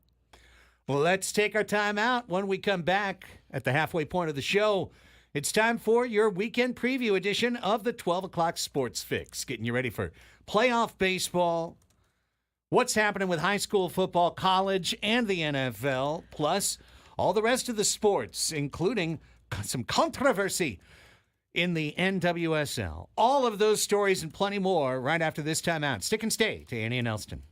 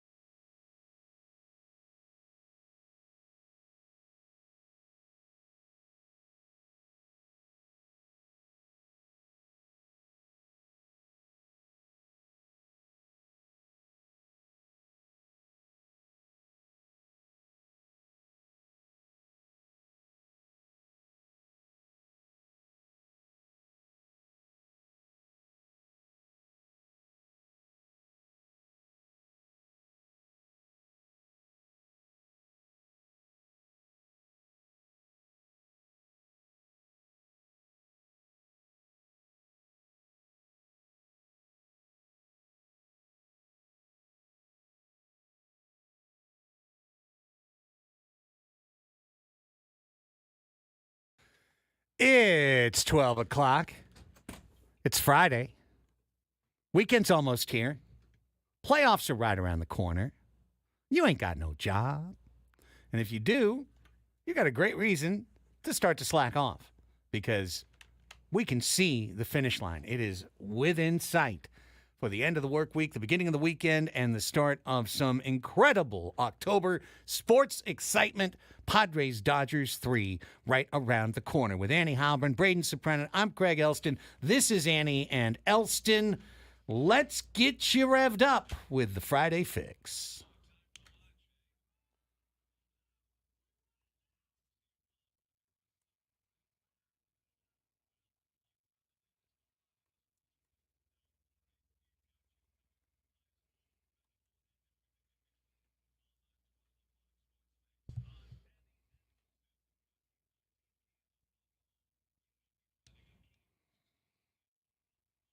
All the news that's fit to speak for Friday, October 4th. Your 12 o'clock sports fix on Annie and Elsten. All the football news to come. We started off where we should. It's October. We started with Annie and baseball. All right, we will start it off with the Reds, who are hiring Terry Francona as their next manager, inking him to a 3-year deal.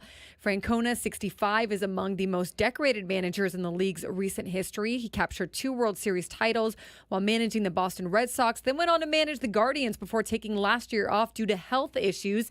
This will be his 24th season as a major league manager. Thad Levine has stepped down from his position as a senior vice president and general manager of the Twins, a role he has held since November 2016. The news of Levine's departure comes just a few days after the Twins confirmed chief baseball officer Derek Falvey and manager Rocco Baldelli will return in 2025. Let's see if I can get through this one. Right-hander Tomoyuki Sagano. Tomoyuki Sagano. Okay. The most successful Japanese pitcher of his generation to have spent his whole career in Nippon professional baseball, will come to Major League Baseball as an international free agent this winter, sources told ESPN.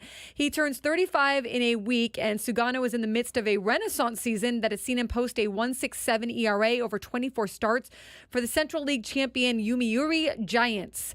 He is the winner of the equivalent of the Cy Young Award in Japan, and he's also a 2-time Central League MVP and 4-time ERA champion. So we will see what team gets Sagano. The Mets are considering activating Kodai Senga for their National League Division Series roster, reports Mike Puma of the New York Post. He writes that the decision hinges on whether the Mets want to devote a spot to another pitcher who would be limited to short outings. Senga isn't an option for the rotation, but could contribute an inning out of the bullpen. The 31-year-old righty threw 25 pitches in a bullpen session earlier this week. His second MLB season has been almost completely wiped out by injuries. Infielder Ha-Sung Kim has switched his representation, according to a report from Kevin Acee of the San Diego Union Tribune. Kim will now be represented by the Boras Corporation going forward. The popular Padres infielder is a free agent after the season if he declines his mutual option or the Padres decline it. His best friend, Jung-Hoo Lee, has also been represented by Boras since entering the major leagues last offseason and signing with the Giants. Changes are coming to the D-backs coaching staff in 2025. Pitching coach Brent Strom, bullpen coach Mike Fetters, and assistant pitching coach Dan Carlson will not return in their current roles. And the Padres have a workout day today in Los Angeles. They will take on the Dodgers tomorrow in Los Angeles. It'll be Yoshinobu Yamamoto for LA and Dylan Cease for San Diego. First pitch, 5:38 p.m. Yesterday saw a baseball classic, especially if you're a New York fan. Here's Braden with that story. New York Mike fired up for his Metropolitans to knock off the Brewers last night. Brewers had a 2-0 lead over the Mets until they got to the top half of the 9th inning, where the New York Mets were able to put together 4 runs. Those 4 runs, a lot of them came off of, 3 of them actually came off of Pete Alonso's homer, a 3-run homer by Pete Alonso with 1 out in the top half of the 9th inning against the best closer in baseball in Devin Williams. They added another run later with Starling Marte scoring Jesse Winker, who overly excited, throwing his helmet after that one. But the Mets put up 4 runs. Brewers unable to get anything in the bottom half of the 9th inning, and the Mets move on in the postseason as they win Game 3 of the wild card series. No games in action today in Major League Baseball's playoffs. All 4 series will be in action tomorrow, starting with the early game of the Tigers and the Guardians. That will be at 10:08 a.m. Pacific time. At 1:08 p.m. Pacific time, it's the Mets and the Phillies, followed by the Royals and the Yankees, going to start up at 3:38, and then the Padres and Dodgers will be the nightcap, as Dylan Cease will take on Yamamoto at 5:38 p.m. Pacific time on Fox Sports 1. You can listen right here on 97.3 Yes. The Fan. Pete Alonso has a playoff pumpkin. Yeah. Wow. Yeah, he does. It's the Great Pumpkin, Pete Alonso. It's the Great Pumpkin, Polar Bear. Yeah. Pete Alonso managed to somehow seem even more awkward. He's such an awkward dude. Like, good for him. Good for him. Did he do deadlifts before his home run last night? Probably. Who's to say? On to me. For the rest of the sports story, San Diego Wave FC continues its late push for a playoff berth in North Carolina, taking on the 5th-place North Carolina Courage at 1 p.m. on Saturday afternoon. The Wave have 22 standing points. There are 4 league matches remaining. They are 6 points behind the teams in 7th and 8th place, Portland and Bay FC. The schedule does not favor San Diego because they do not play Portland or Bay FC the rest of the season. That means their fate is entirely out of their hands. Nonetheless, form does favor the Wave, as they have won 2 of their last 3 matches and 4 of 5 if you add in CONCACAF play.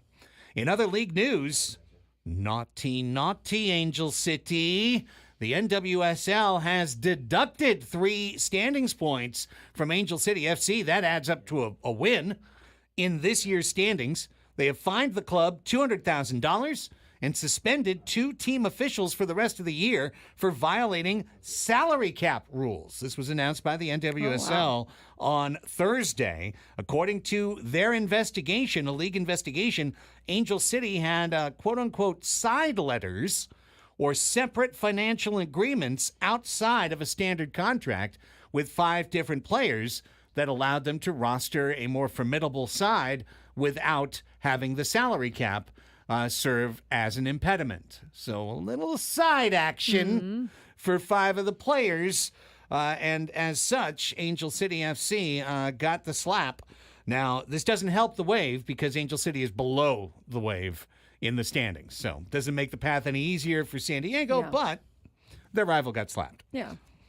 8 local San Diego sports organizations yesterday banded together to create the San Diego Pro Sports Military Alliance, which was announced on the deck of the USA Midway Museum yesterday. Those teams are the San Diego Gulls, the San Diego Clippers, the new G League team that'll play at Front Wave Arena in Oceanside, San Diego Sockers, San Diego Legion, San Diego Strike Force, San Diego Seals, San Diego Mojo, and the San Diego Sharks, which I did not know existed. They play in the basketball league, TBL, which is one of those summer leagues. Those 8 teams have all come together in an alliance to give free and discounted tickets to military families, to create programs that will benefit active and retired military in the region and their families, and to arrange player visits on base. Great news. 8 of the smaller teams banding together to create economic and sports opportunity for all of our great military families and active and retired service members. That is really cool. Uniting for that. That's a really good reason why. Yeah, outstanding. WNBA semifinals continue this evening with both series airing back-to-back on ESPN2. Connecticut Sun and Minnesota Lynx go first. That best-of-5 series is tied 1-1. Then it's the New York Liberty in Las Vegas looking to close out the defending champion Aces. That series, again, best-of-5, is 2-0 in favor of the Liberty. In the NBA, preseason games begin this weekend, but New Orleans Pelicans winger Trey Murphy Jr. won't be there. He suffered a hamstring strain. He's out at least 3 weeks. And finally, NHL fans, lace them up, rejoice. The season is underway. The domestic opening night is Monday for the National Hockey League, but right now, I mean literally right now, they are playing a hockey game in Prague. The New Jersey Devils and Buffalo Sabres playing at the sold-out O2 Center in Prague. And it could have been named the 0-3 center because that's the score. Buffalo 0, New Jersey 3. First goal of the NHL season scored by an old friend, if you're a Gulls fan, Stefan Nason, who was one of the original San Diego Gulls in their first team in 2015. He's been in the Bigs for a while, and he scored that goal for New Jersey to get things started. There you go. Over to Braden now for the football story. High school football, we're going to start with that first as we got some games throughout San Diego County. The most notable games are the ones that should be the best tonight. We'll mention here with these 5. The Holy Bowl is tonight, and we'll see how that game goes at Mesa College. Cathedral Catholic and St. Augustine meeting again for another rivalry game between the two Catholic school foes. Big games tonight, though. El Camino at Torrey Pines in the Avocado League. Avocado League's got 2 big games to start their league schedule. El Camino's 4-1 on the year. Torrey Pines is 2-3. 7:15 start at Torrey. El Camino's projected to win by 2, according to CalPreps.com, which is back up and running. Mission Hills at Carlsbad's another good game. Mission Hills is 3-1 on the year, number 5 in the county, according to CalPreps. Carlsbad 6 in the county, so the battle of 5 and 6. Going to be up in Lancer territory at 7 o'clock. Both teams only have 1 loss. Mission Hills projected to win by 4. Down in the South Bay, Eastlake and Mater Dei will get the Metro Mesa League started out. Mater Dei's favored by 8 points, according to Cal Preps.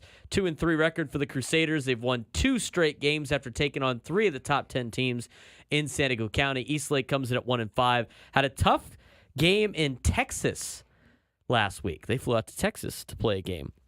Wow. That game will be at 7 o'clock down in the South Bay. Other North County games, Del Norte at Rancho Bernardo. It's the battle of the 12th-ranked Del Norte Nighthawks at the 9th-ranked Rancho Bernardo Broncos to start off Palomar Conference play or league play.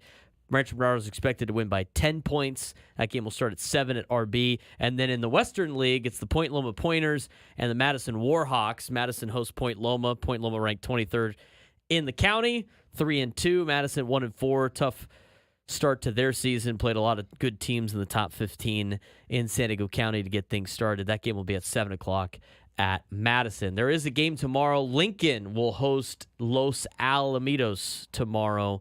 I think it's a home game for them. It is. They will be at Southwest. I think they'll be at Southwestern College because Lincoln's home football stadium is under construction. But Los Al will come down to take on Lincoln, some 2 top teams in the state of California. That's a look at the high school games. In terms of college, Michigan State's at Oregon tonight at 6 o'clock. Syracuse at UNLV. Big games tomorrow. The 9th-ranked Missouri Tigers are down in College Station to take on the 25th-ranked Texas A&M Aggies. Auburn's at Georgia, Ole Miss at South Carolina, Clemson's at Florida State, Michigan at Washington, USC at Minnesota, Miami at Cal. Yes, a lot of those games are conference games. Take that for what it's worth. Miami at Cal. Miami has to play at Cal this weekend. UCLA is playing at Penn State. Virginia Tech is playing at Stanford. All 3 of those games are conference games. They're traveling over 14,000 miles combined. For their conference games. Correct. Brilliant. TV, though. Yeah, that's right. Because everybody's going to be tuned in to Virginia Tech Stanford tomorrow. Can't wait. You guys can tell me how that game goes because I know you're going to be watching. As NFL officials touted a record low of preseason concussions Friday, they pledged that the league won't impose an outcome for its most notable concussion patient. Dolphins quarterback Tua Tagovailoa, who has been on injured reserve since September 17th after suffering the 3rd documented concussion of his pro career, is seeing top experts around the country. NFL Chief Medical Officer Dr. Alan Sills told reporters during a conference call. But other than enforcing the concussion protocol, it administrates along with the NFL Players Association. Sills said the league will not have a role in determining when or if Tagovailoa returns to the field. Patient autonomy and medical decision-making really matters, Sills said, and I think that's what we have to recognize goes on with our concussion protocol as well. More medical advice, yada, yada, yada, yada, but the NFL not going to report on when he can come back, which is interesting because if the NFL deems that Tua can no longer play, then Tua gets all his money in retirement. If the NFL does not mention anything and Tua retires on his own, he's not paid a dime of his You know what the money. NFL prefers here. Exactly. Yeah. Hence why they will not have, quote, a role in his potential return. Also for lawsuits, I would imagine. Well, the other doctor said he could. We didn't necessarily say he could come back and play. So they're That's going to try shady. and duck paying. They're going to try and let one of their member institutions not pay an injured They're player. setting themselves potentially. up for. We're not saying he can't play. We're not saying he can play. That's his own medical doctors. yeah. So they get out of a lot of legalities, if you will. Super classy position. I know, For the right? National Like Football that's League. The Players yuck. Association That's for the yuck. NFL needs to be a lot Yeah, better. they need to They're step up on this. They're the worst out of all the professional sports. Baseball's the best. If baseball's Players Association represent the NFL, those guys would be making so much more money. Yeah. But So much more money, too. Colts will be without running back Jonathan Taylor for Sunday's AFC matchup against the Jags. Quarterback Anthony Richardson's status remains up in the air as he was limited in practice. Along with Taylor, the Colts will also be without cornerback Kenny Moore and defensive end Kwity Paye. Coach Shane Steichen said Friday. Bills are going to be without 3 starters. A lot of injuries in the National Football League this year compared to other years. Not all concussions, obviously. You know who wasn't injured? Who? Kirk Cousins. Kirk Cousins. Kirk. Comeback Kirk. That was a heck of a game That was last a night. walk-off. Yes, it was a walk-off game last night. It was a good job by the Falcons to get the job done. Bring Adam Klug some happiness after Right. his Georgia Bulldogs lost to Alabama and his beloved Braves lost to the Padres. But if they had to lose to somebody, Adam knows that he is a Padres fan at heart as well, so he's not overly bummed about that. But his Falcons won 36-30. Kind of late dramatics there by the Falcons being Yeah. able to get the field goal off in time. They almost messed that up with the delay of game penalty after they had to spike the ball to line up a field goal. So instead of a 47-yarder, Younghoe Koo made a 52-yarder to take the game into overtime, and the Falcons walked it off. Kadarrell Hodges, game-winning touchdown in overtime. Who isn't even like a star player. He's Well, he came in because Drake London left because he Right. was hurt. And so the Falcons get the victory 36-30 over the Bucks in overtime. Probably one of the best Thursday night games yeah. Amazon has had. No, I did watch the Mets game most of the night, but then Well, you watched it was earlier. The thing is right. the Mets game was Yeah, over in time to watch exactly. the second, barely I the entire didn't second watch half. the whole Thursday night game. I just mostly watched the end. See, again, when the games are on Amazon and you're watching the live TV Yeah, I of just the tuned Mets in there game, when you it can't was flip back finishing. and forth super easy. So it's like, all right, well, I'm not going to flip until this game's over. And then that's when I got to watch the tail end of that. It was a great game last Yeah, night. it was. I forgot I was on. Great Sorry. game last night. And then I read about it, and I thought to myself, Adam had a great night. Yeah. He probably was, fist pumping around the living room or Absolutely. whatever. And so that's how I housed it in my mind was, okay, missed this game. Adam was happy. We move on. It was a good evening. Yes. Good evening in the Klug residence. And there it is, your 12 o'clock sports fix for Friday, October 4th, 2024. Got good news. Dave Marcus says he does have access to the press conference rooms. Okay. So we should be Hey, having Dave some Marcus live sound from Dodger Stadium. coming in clutch for the afternoon show or the midday Midday, show. we're The the midday also show. us. Yeah. Yeah. So thank you. And the afternoon show. And Media Melanie, I think, has said she's taking the week Yep, off. she's going to so bounce for the week. Yes.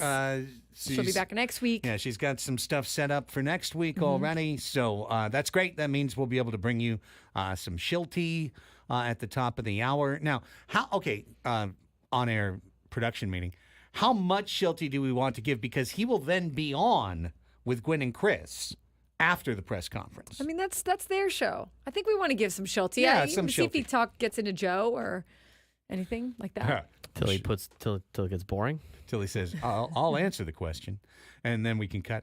As soon as he tells a reporter or calls him cuz, we're cutting out. Cut. And then who was next? All up right, after that? here's the deal. 1 o'clock, it's Mike Schultz. 1:15 is Dylan Cease. 1:30 is Jerkson. Profar. Jerkson, and then we don't care anymore. No. Got it. Because then the Padres will work out from 2:15 to 4. Dodgers will start theirs at 3. Nobody cares. Not our show. Don't have to worry about it. Yes. And media can park in Lot B if you want. Yeah. Okay. Go ahead and park in Lot B if you're media. Yeah. Lot B. Noted. All right. The When media that are driving up right now listening to us. Yes. Yeah. it's Now they Lot know. B. We're trying to help people out here. when we come back, I think it's, I don't know, is it sad news? It's good news for Ha-Sung Kim. it's closing a door for sure in San Diego. It was surprising news to me until I remembered that his best friend has Boris. But even then, it was still surprising. Just that that time has come. Don't be sad it's over. Yeah. Be happy it happened. Be glad it happened. That's right. There you go. Yeah, there we go. We'll talk Hassan Kim and maybe get into some other divisional distress in the NL West as we continue forward with Annie and Elsten, your pre-game show for Padres and Dodgers right here on San Diego's #1 sports station, 97.3 The Fan.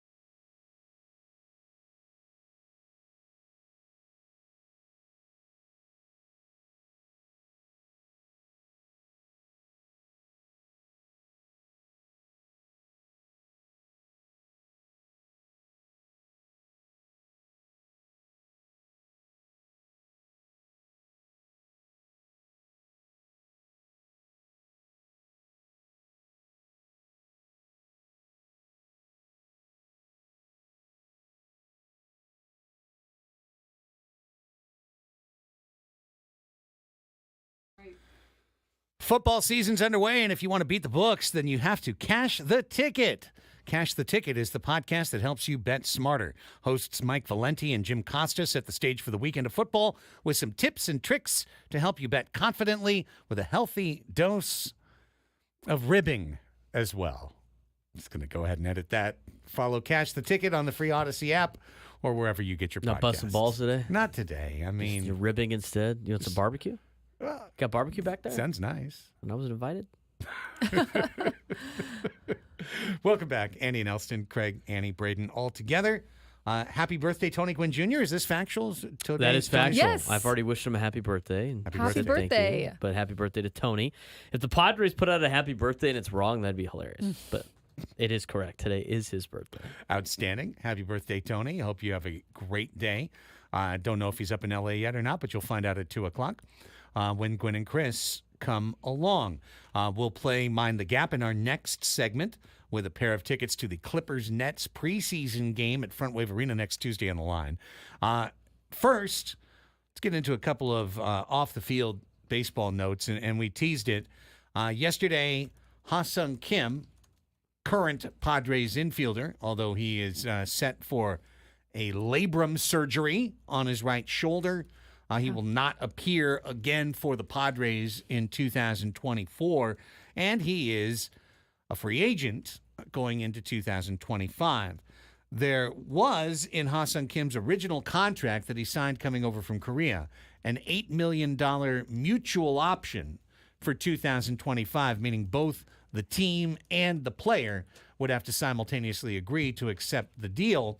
I think some Padre fans, and even some folks in the media, given how not great Ha-Sung Kim's year went this year, pretty much had his worst year in the big leagues in his fourth year, plus had the injury issue that knocked him out at the end. I think there was some speculation that at least a small percentage chance that $8 million option might be realized. Well, not anymore. Scott Boras has accepted Ha-Sung Kim as a client. Yeah, Scott Boras, who seems as anti-Ha-Sung Kim-like as you would imagine. I mean, Ha-Sung Kim is just one of the friendliest and kindest people that you will meet, and hilarious. And we've seen what happened with Scott Boras over the last year with Blake Snell and with Jordan Montgomery and how free agency went for them. Ha-Sung Kim is also very close with Blake Snell. And Blake Snell obviously still a client of Scott Boras.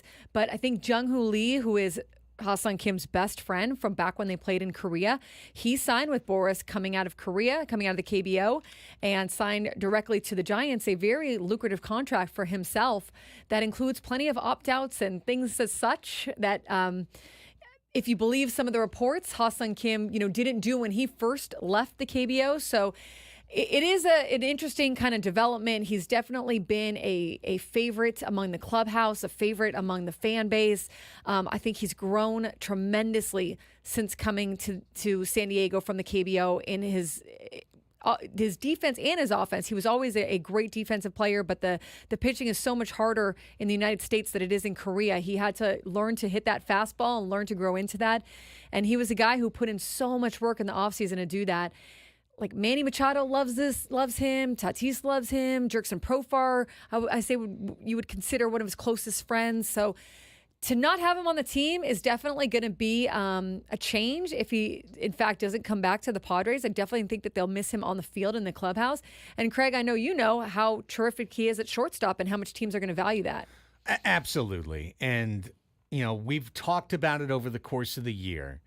As a lot of people, we've got a couple folks in the chat that have it as their personal dalliance to diss Kim on a daily basis. But sure, Ha-Sung Kim didn't have the year that he expected to. I think it bears reminding that Ha-Sung Kim actually got down ballot MVP votes last year in the National League. He finished 14th in the NL MVP balloting.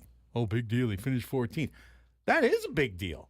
That shows you that the value that he brought to the field last year for San Diego when he led off most of the season, or at least a good portion of the season. He stole 38 bases.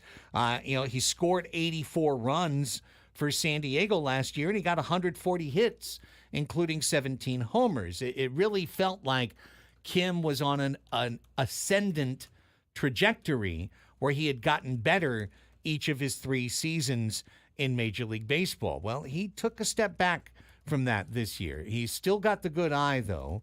He still has the potential for power. A shoulder injury puts some question on that in 2025 and going forward. He's certainly got the speed. He's certainly got the glove. But I would say this, Annie. I am 100% sure Ha-Seong Kim will get a multi-year contract to go to a different team. I think it will probably happen in the division. I see both San Francisco and Los Angeles as being logical landing places, analytics-driven front offices for the most part, and it's analytical organizations that are going to value the overall Kim package more than a more scouting-based organization. I believe he will get the deal. But having said that, I believe he will also be the most polarizing signing for whatever team signs him this offseason, because you're committing to a guy who is now about to turn 29, is coming off a shoulder surgery, is coming off of a subpar season, and you're counting on him getting better now when the aging curve says, actually, maybe that won't happen for you. So whoever signs him, I think a lot of their fans are going to be down on the move. I think that with Ha-Seong Kim, you have to look at, because he had his career year in 2023. So you have to look at, is that his ceiling for his production? Or a team will look at, do we think we can get more out of him? And I do think his value has probably dropped some since not having the year that he wanted this year. But I think it's still probably more than the Padres would be willing to pay. This doesn't mean the Padres can't bring him back. The Padres can also either, they could agree to that $8 million option, which I don't think Ha-Seong Kim will. But which is totally understandable. I mean, most free agents, I don't think, many free agents wouldn't. They would go and they would try to get that long-term contract, which is what he should do. But it doesn't mean that the Padres can't sign him, but probably for the other needs that the Padres are going to have and who they need to sign next year, it's probably going to be out of the budget that they're comfortable spending. So the value for him, and sometimes Boris, Boris rightfully gets a lot of flack, but sometimes with these kinds of deals, not his major superstar deals, he can do well. He can kind of get those done, and especially if there is a need for that position. But you also look at Jurickson Profar. I mean, there's a reason that Jurickson Profar left Scott Boras after that year that he also declined his option and went on to find other pastures. I think it's a little bit different with Ha-Seong Kim, but I think he will find a deal. But it probably won't be at the same value it would have been if the Padres had traded him after the end of last year when his value was the highest. In terms of, obviously they would have gotten players back for that, not money, but right. In terms of just his value as a player. Yeah, I mean, they could sign him, but they've got to also pay Arise arbitration, Cease arbitration, King arbitration, Adam arbitration, Morahone arbitration. What do you do with Kyle Higashioka? Do you try and re-sign him as a free agent? Profar is a free agent. You need to re-sign him, to bring him back. You need to make a call on the 2 guys who have been such a huge part of your bench in Peralta and Solano. Yeah. Do you want to bring them back? You're not going to bring them back on minor league deals if you do. So I just feel like the squeezes Kim out completely here in San Diego. Yeah, I think it's a long shot. It's less realistic now, I think, that the Padres sign him than it would have been a year ago, or when we were talking about this maybe 2 years ago or whatnot, because their financial constraints are probably going to stay intact. And even if they rise a bit, they still have so many other needs. And all of these arbitration numbers, the way arbitration works is those numbers go up. There's really no scenario in which they go down. So you end up having to pay more for these players, and then also figure out if you're going to keep the other ones. And then also there's going to be some hole somewhere that you're going to need to fill. So I do think it's a bit of a long shot. Look, they've got a lot of shortstops. Now, what they do, this is going to be an off-season topic for us. We definitely don't need to go into depth now. What they do with that position, or whether they bring someone else in, we'll wait to see, or who knows. But I think that's probably, I would err on the side that Ha-Seong Kim has played his last game in a Padres uniform. Yeah, me too. And last thing on this, Boris licking his chops potentially in San Francisco, because he's got a new guy with no experience in Buster Posey, who's willing to spend some money and probably wants to make a splash and really wants to differentiate himself immediately from Farhan Zaidi. Posey's never done anything like this before. Now, is he a three-time champion and catcher, future Hall of Famer for his playing ability? Absolutely, he is. Now, Posey's going to hire a GM, right? He will. Okay, because part of me thinks, just reading off of what the San Francisco writers have said, that maybe this is, because I was surprised by this move, obviously, like many people were, but maybe this is a good scenario for them in that Posey will kind of let the analytics side and the GM side and the front, the front office baseball operations side do their thing, but then also kind of keep the player side and the fit and the intangibles or the needs of the team or whatever, kind of keep that in check so that it doesn't run too far off the other way. I feel like if he hires a smart GM, he'll be a lot better off because he's not making some of those decisions, but ultimately it's going to fall on him. So he's going to have to take the responsibility either way. Yeah. I just take that as a little thing where I'm like, okay, I'm adding that to my bucket of Kim goes to the Giants. Yeah, I mean, look, it's not probably fair to go apples to apples, but we saw what happened with the Marlins with their newly formed president of, what's his name again? Bendix. Bendix. Yeah, it didn't exactly go ideally for Peter Bendix this season. So there are probably instances and holes where you can, a guy like Boris, he definitely tries to find his windows, that's for sure. Tries to weasel his way in. When we come back, it's our final silly game of the week here on Annie and Elsten. And we've got a brand new prize to give away, which is a pair of tickets to see the LA Clippers and Brooklyn Nets play at the brand new Front Wave Arena in an NBA exhibition game, which is taking place next Tuesday, October 8th. Some tickets available at AXS.com, but you can win a pair of tickets to the Clippers-Nets preseason game at Front Wave Arena by participating in today's silly game, the game of multi-generational trivia called Mind the Gap. So if you feel like you've got the knowledge base to answer a question aimed at a boomer, a Gen Xer, a millennial, and a Gen Zer, give us a call right now, 833-288-0973. 833-288-0973. We're going to screen up a contestant, and when we come back, we'll play Mind the Gap on Annie and Elsten, right here on San Diego's #1 sports station, 97.3 The Fan.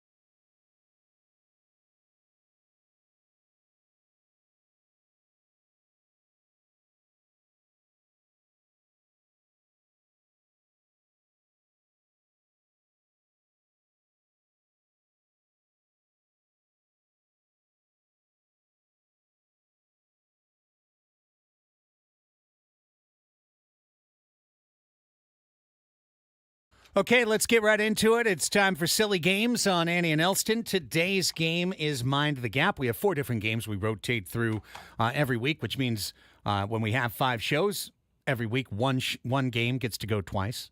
This is Mind the Gap week. Next week is Anybody Knows week, just to let you know. Woohoo! Yeah. So today it's Mind the Gap, the game of multi-generational trivia, where you have to go head-to-head with me and try and answer a question aimed at boomers, Gen Xers, millennials, and Gen Z. Today, up for grabs, a pair of tickets to the Clippers-Nets preseason game at Front Wave Arena next Tuesday, October 8th. So because we have a pair of tickets and we have to give them away, we're going to have a contestant, and then we will also have a second on the line who I am essentially playing for. And Who could win. Right. If I win, that person gets the tickets. Otherwise, the contestant gets the tickets. Our contestant today is Dave in Chula Vista. What's going on, Dave? How are you? I'm good, guys. How are you? Doing great, man. Tell us a little bit about yourself. Well, I'm a big Clipper fan. I'm a big Padre fan, and I'm ready to put you down. I like it, Dave. All right. You've got motivation. I like it. That's Coming exciting. in hot. I'm fired up. Yes. Okay, that's got me fired up. Meanwhile, Brandon and La Mesa, stay on the line. You, as my fellow La Mason, I am playing for your honor. So if I win, Brandon gets the tickets. But if Dave wins, Dave gets the tickets. Dave, the game is very simple. Here's how it works. We've got 4 different buckets of trivia: Boomer, Generation X, Millennial, and Gen Z. You get to go first, and then we will alternate going back and forth. You'll pick a category. Braden will read you a question from that category. If you get it right, you've cleared it. If you get it wrong, I have the opportunity to steal, and vice versa. If I get one wrong that you haven't answered, you have the opportunity to steal. Whoever clears their 4 buckets first wins. Only other rule you need to know is you've got 2 lifelines. One time you can ask Annie for help, and one time you can ask Braden for help. And they're usually pretty good about letting you know Ahead of time. If we know the answer. if they don't actually ask know the or answer. completely don't know. Don't Yes. burn it. Yeah, so with all of that, Dave, I wish you good luck. Which bucket would you like to go into first? Well, I guess since I'm Gen X, I'll go Gen X. Fair enough. All right. Would you like TV and film, pop culture, music, headlines, or slang? Let's do TV and film. All right. TV and film. It is for Gen X. Name 4 of the 7 original characters on Cheers. Ooh. Let's see. Well, we have Norm. Norm is correct. Norm. There is Annie. Okay. Well, no. Well, was he asking me for help? I No, don't no. think he was. Because I No, can. that was. He thought, Oh, was that real? Shelley. Shelley. I think Shelley is one, but I know that's a real name. I don't know. No, if that's Shelley her. Long. Yeah. That's Yeah. her. No, she Yeah. played Dang it. Diane. And Well, you've already Uh, missed twice. So. So don't give Craig me any more is help Steve. because okay. Yeah. I want to use. I'd like to use a lifeline. You with can't. Annie. You already I don't- answered. I'm putting you on hold. All I right, would have Craig. let you do that, but Braden is not going to let you. No. no. I thought he was saying Annie like a lifeline. No. No. He thought a character was named. Okay, No, it's fine. okay. But listen, once you Fine. get it wrong, you get it wrong. That's Yeah. the whole thing. So listen, Sam Malone was one of the Cheers characters. Yes, Sam. Sam. Norm was one of the Norm. Cheers characters. Cliff Clavin was one of the Cliff. original. And how about Coach? Coach. There you go. There's 4. There's your 4. There's 4. Craig Steele. When you have a 4-1 answer, you can't just keep throwing out names until you get the 4. Come on, Sarah. Jack. Tom. It's okay, brother. It's okay. It's okay. It's all right. Guys You're trying still his in it. You're best. still in You're it. still Don't worry. very much in Yeah. it. This is a hard game. All right, but I'm up 1-0 and I have the ball. So I'm going to go ahead and try and clear Boomer now. Set in Paris, this 1963 romantic thriller starred Audrey Hepburn and Carly Grant. Cary Grant. Cary Grant. Breakfast at Tiffany's? No. It's No, it's not. It's your turn. You can steal, Dave. Cary Grant. Cary Grant. Set in Paris, this 1963 romantic thriller starred Audrey Hepburn and Cary Grant. I'm just going to take a guess. La Torque. I don't know. That'd be Charade. charade. Wow, Annie's I 2 didn't for know 2 that. No, today. I just Googled it. I had no idea. So lifeline with Annie's not bad because she's just sitting there typing right. away all the time. More times She than might not, have you'll it. probably get it right. All right, back to you, Go Dave. on You me. got all 4 categories far away. Okay, let's do music. Okay. What? Gen X again? You want to stay Gen X? Yeah, let's do I was going to call it boomer, but let's do Gen X. All Gen right. X music. Finish the lyric. Aruba, Jamaica, blank. Oh gosh. Aruba, Jamaica. Jamaica. You might have a lifeline here. Yes, you definitely do. Okay, Dave. yeah. Annie, I want to use Annie's lifeline. Aruba, Jamaica.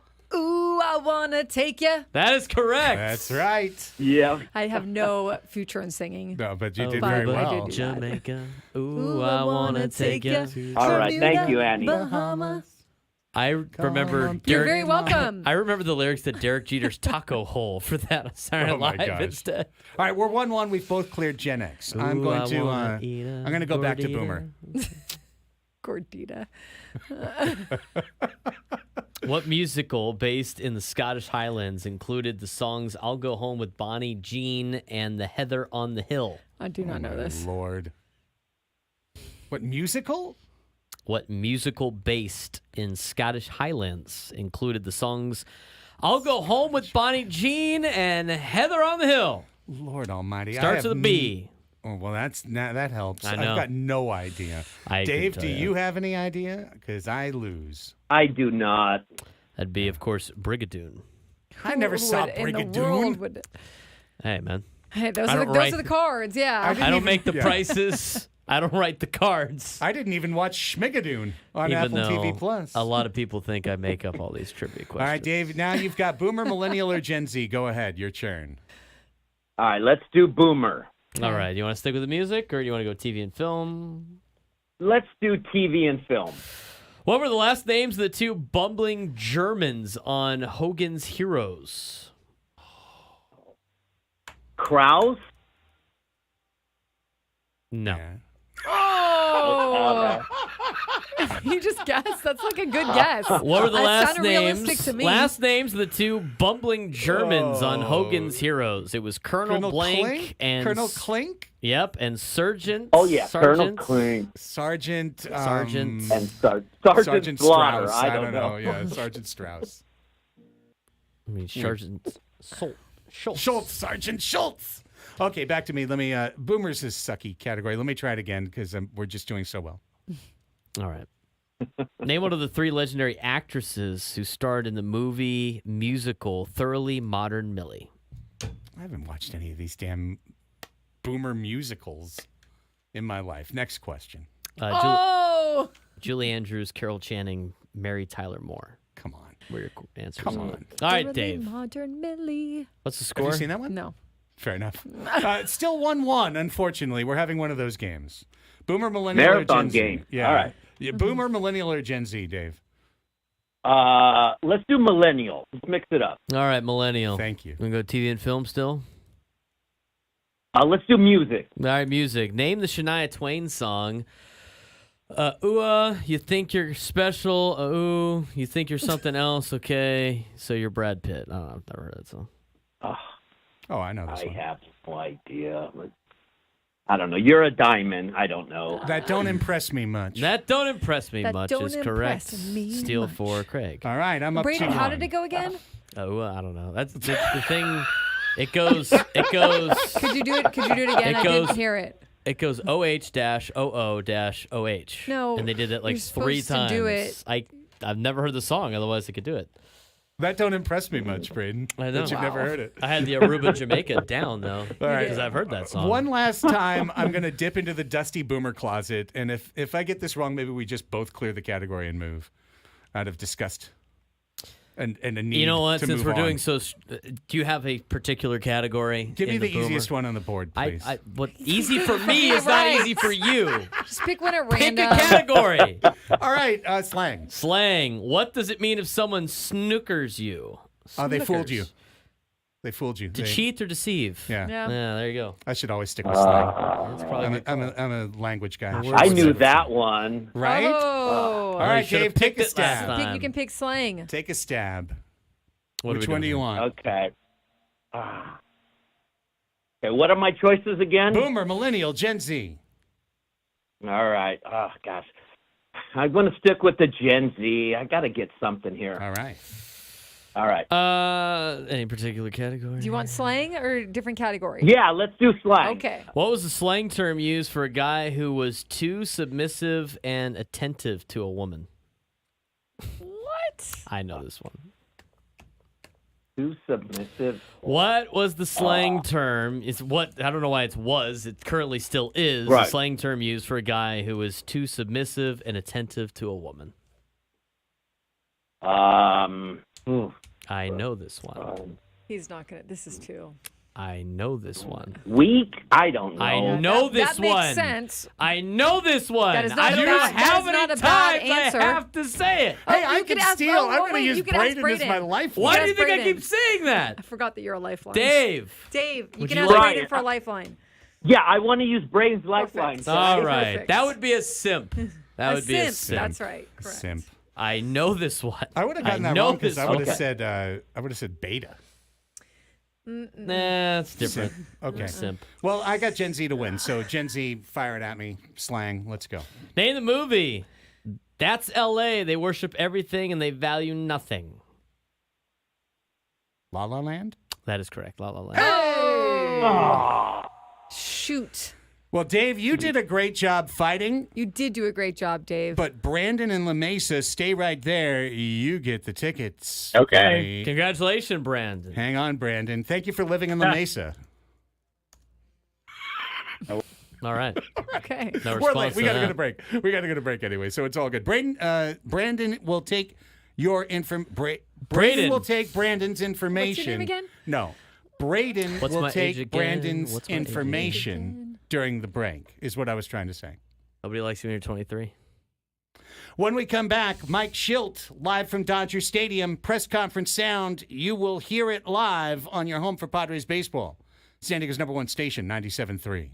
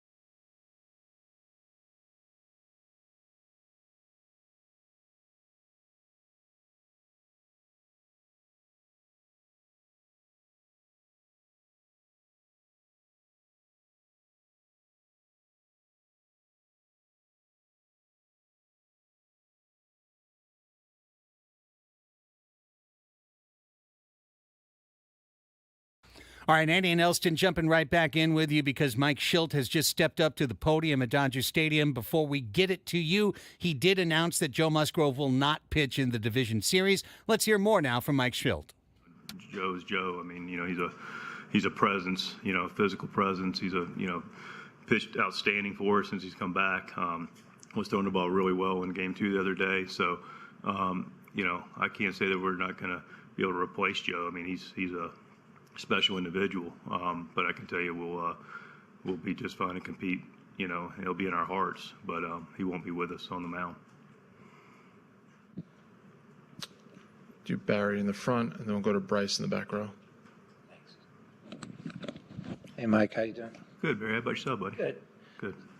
So do you, just one quick question before my other one, following up on AJ, do you have a rotation for the 4 games yet, or is that still to be determined?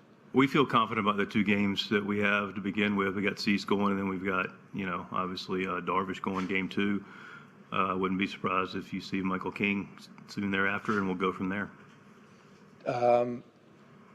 You've seen Ohtani enough. What's the key to trying to keep him, off the bases, non-productive? I mean, Cease has got great numbers against him. I was looking it up. He's like 4-15. What do you do to suppress him a little bit? I'm not telling you. I mean, clearly he's a great player. He's having a historic year. But we feel good about our plan, and just plan's only as good as execution. I feel confident we're going to execute as well. Anything about this being his first playoff series? That's a question for him. Yeah, I mean, it's it's different, but the same. Go to Bryce in the back row. Barry over there.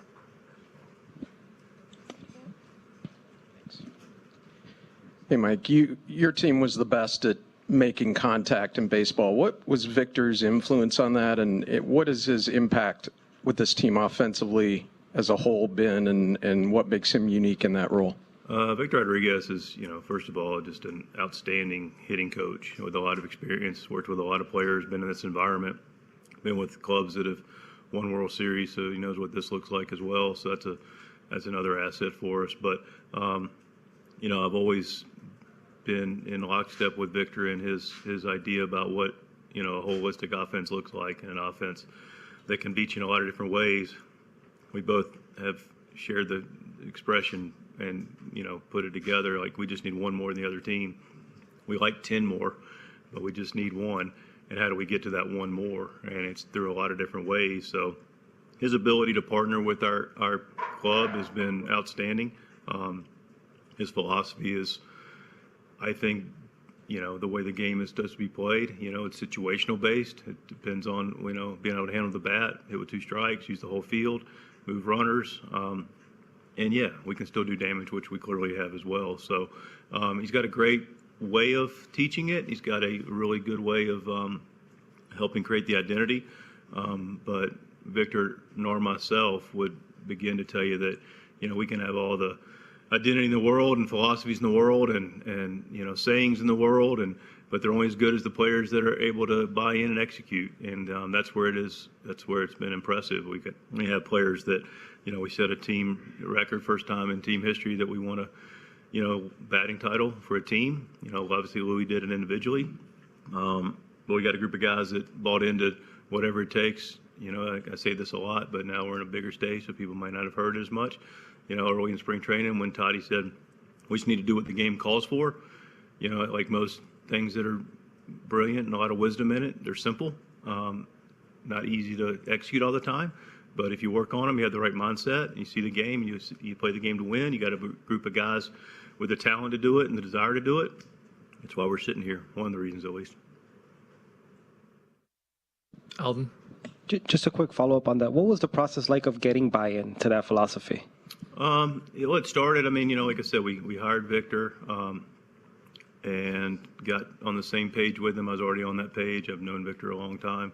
And then it was a matter of getting down with our, core leaders, the guys that, we've rightfully invested in this organization for the long term between, Manny, Bogey, Crony, and Toddy, and to spend time with them in the off season and, just worked with them, talked to them. Victor really did the heavy lifting. I knew what was taking place. I didn't need to be overly involved. That's his department. I trusted completely. And then just a matter of talking with those guys and creating an identity, what we're going to stand for, and then making sure that the other group being the guys that were coming in, were on board with it. And the good news is, we had Profar who plays to win, does all the little things that the game calls for. We, signed him towards the end of spring training. Then we obviously trade for Louis, signed Solano, Peralta, all professional hitters that buy into the same thing. And so, it's just been a group that has a common belief system. AJ? Mike, what do you remember about Dylan Cease's arrival on your team in Korea and how that all went, getting him to meet and learn his new teammates and his new team? It was unique. I mean, first of all, last day of the official spring training before we played our first game, before our next part of spring training, it's unique. You don't really get those announcements. You come off field, you're ready to catch a flight to Seoul that's 16 hours long, and, you just got through with a unique spring training. And you come off the field and, hey, we got Dylan Cease, and immediately the threads start with Ruben and him, myself and him, about AJ and him, like what that looks like. Is he going to come over? What do we do? Where's he at? He's not going to pitch, but he wants to get with the new teammates. And we would have been fine and comfortable if he would have said, you know what, listen, you guys are there. I'm going to stay back here at the complex. We trust our player development staff. He could throw sim games. We'll see you over in San Diego when we get back, and go from there. But he was, his reaction was, I thought, was ideal for us. He wanted to be integrated with his teammates. He wanted to get on board.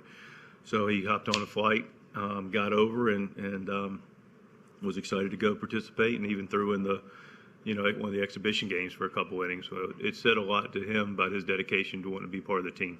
If you go into that more, why was that so important that he was there and around his teammates for an event like that?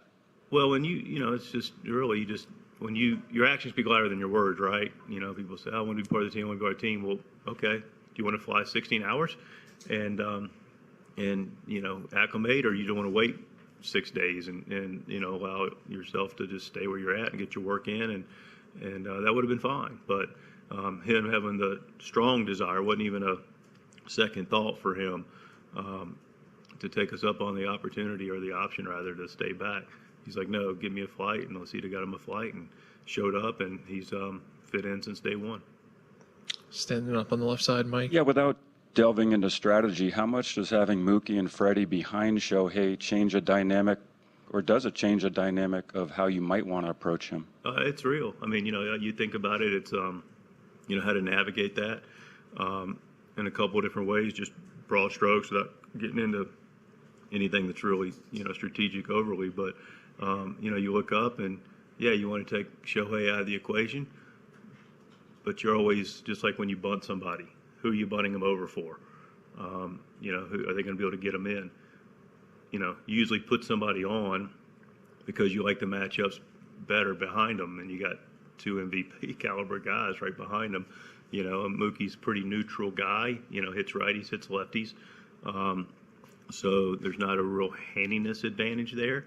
And I've always also come to, you set up double plays, getting the strategy of that, but, it's really just a matter of, also, I like the competition, and I like, a lot of times we have a lefty on Ohtani, which we prefer. I think the numbers bear that out. And we like our lefties. And I'm not a guy that likes to run from competition a whole lot. We clearly tip our hat, and he's clearly a very exceptional player. But I believe in our guys too. So it's what competition's about. And there may be a time this series that, we tell them to go down the road, and we take on Mookie and see what that looks like. But it'll be really situational based. But we feel confident that we have the ability to get Ohtani out. Standing up on the right side, David. Mike, you guys have seen each other a lot, not only this year, but these players have competed the last 3 or 4 years. What's the balance between trying to be unpredictable, but also sticking with your pitcher strengths?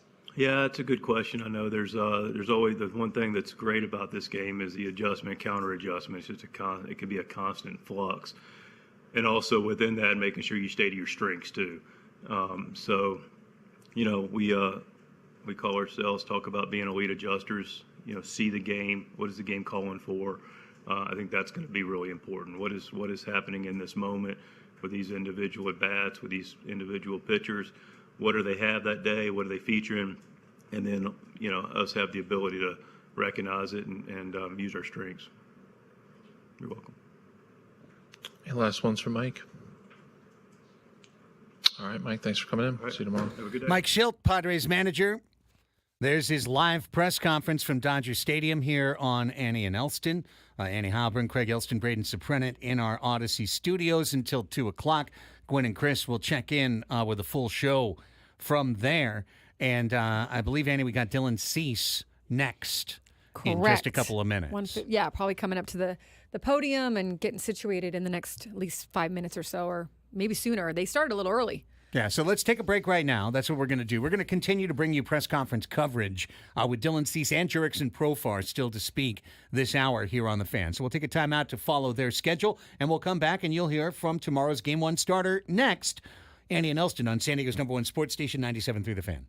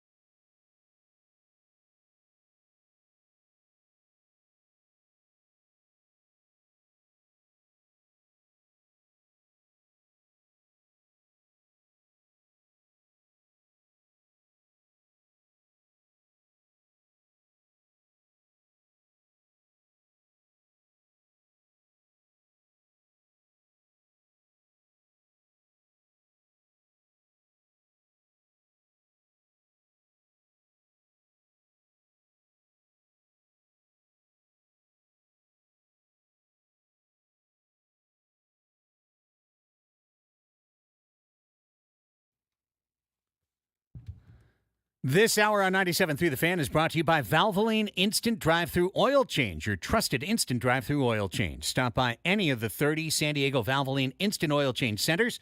You don't have to get out of your car, and it usually only takes 15 minutes or less. Plus, get a free courtesy check of your tires and battery. Visit SoCalOilChange.com for directions and discounts.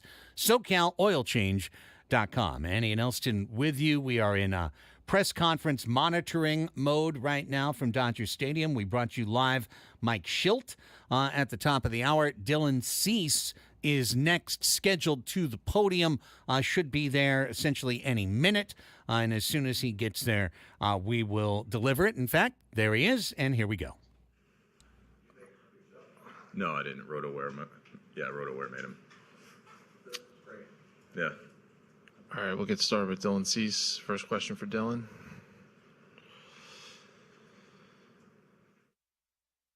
AJ, just on the left side, third row. Dylan, your last start was against these guys. What are some of the challenges of having to do it again in a kind of ramped up atmosphere now? Yeah, I think, for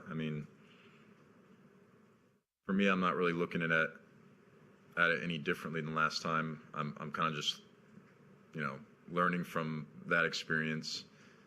The biggest thing is just I feel like that gave me a little bit of a kind of an experience and a look into what this will be like. Obviously, it's going to be a little more intense, but if anything, I look at it like it was kind of preparing me for this. How did you do that preparation, knowing that you could have faced Atlanta and now you end up facing these guys? Like, were you focused on the Braves until you weren't? I was more focused on what I was doing.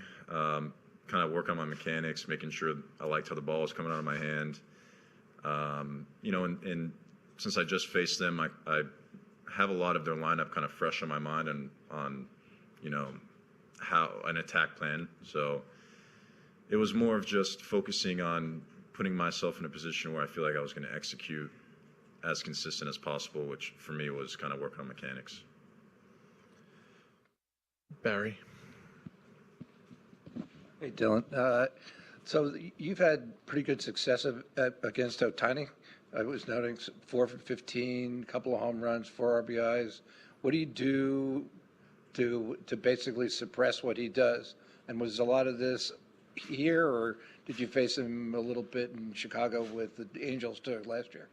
Yeah, I faced him when he was on the Angels. Obviously, he's a great hitter, and you got to mix it up and do the best that you can to not leave it over the heart of the plate, really.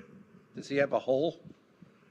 Yeah, I don't want to get into too many details on anything, but he's obviously a great hitter, so I'm going to go in with a high level of focus and just attack. If you give me too many details, you have to kill me. Is that what the deal is? Yeah, essentially. Go to Alden and then to Kevin up on the left. Hey, Dylan, how tough is it for you guys that Joe Musgrove is not going to get to be part of this, at least for now, with you guys? Yeah, it's unfortunate that he's not performance-wise going to be out there, but he's a big part of our clubhouse and a leader, so he'll be with us in other ways. But it's definitely unfortunate. But either way, we're going to pick up the slack and we're just going to keep moving forward. Kevin, as a teammate and rotation mate the first year, what did Joe mean to you? Yeah, he meant a lot. He's a great leader, a great teammate. Being from San Diego, really kind of helped show me around and show me the culture and everything. So I'm grateful that I was able to, be around him so much this year. Has there ever been a hitter that you haven't challenged him? You're very confident in your stuff. It's good stuff, but you've got Shohei and then a couple really good hitters right behind him too. This is a unique lineup, and I just wonder, would you face them differently than you have anybody? In general, baseball is kind of a game where you have to do certain things if you're going to have success. If you pitch timidly and you walk guys or you fall behind, you're really just setting yourself up for failure. So at the end of the day, it's a challenge, and it's difficult, but you got to kind of rise to the occasion and meet it. Anything else for Dylan? All right, Dylan, thanks for coming in. We'll see you tomorrow. Thank you, guys. Dylan Cease, live from Dodger Stadium. We have Jurickson Profar coming up. He is scheduled for 1:30 right now. Yes. So because I know we moved a couple of commercials in order to get to Cease on time, let's go ahead and take the last break of the show right here. When we come back, we'll get to the Profar sound. We'll bring you his portion of the press conference, and then some hidden keys to the Dodgers and Padres playoff series before we turn things over at 2 o'clock to Gwen and Chris. Annie and Elsten, your midday hang, San Diego's #1 sports station, 97.3 The Fan.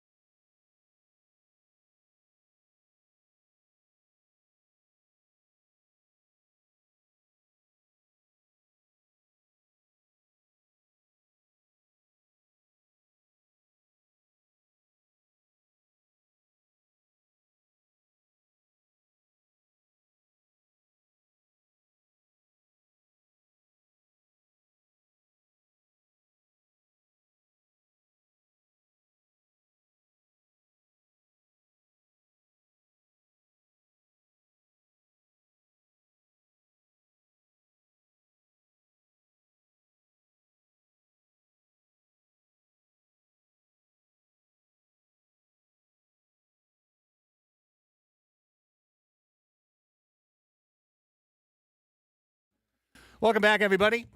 This will be a longer than usual final segment, but it is the final segment of the program nonetheless. It is Annie and Elsten here with you on The Fan. Craig Elsten with Annie Halbron with Braden Soprenet. We are now in waiting mode for Jurickson Profire to reach the podium at Dodger Stadium for the pre-Game 1 National League Division Series press conference. He is scheduled to be there in 2 minutes. When he does, we'll bring you his comments live, and then we will continue forward till the end of the show. And here he is, here we go. I do have a mic that we will pass around. So first question, we'll get over to Kevin.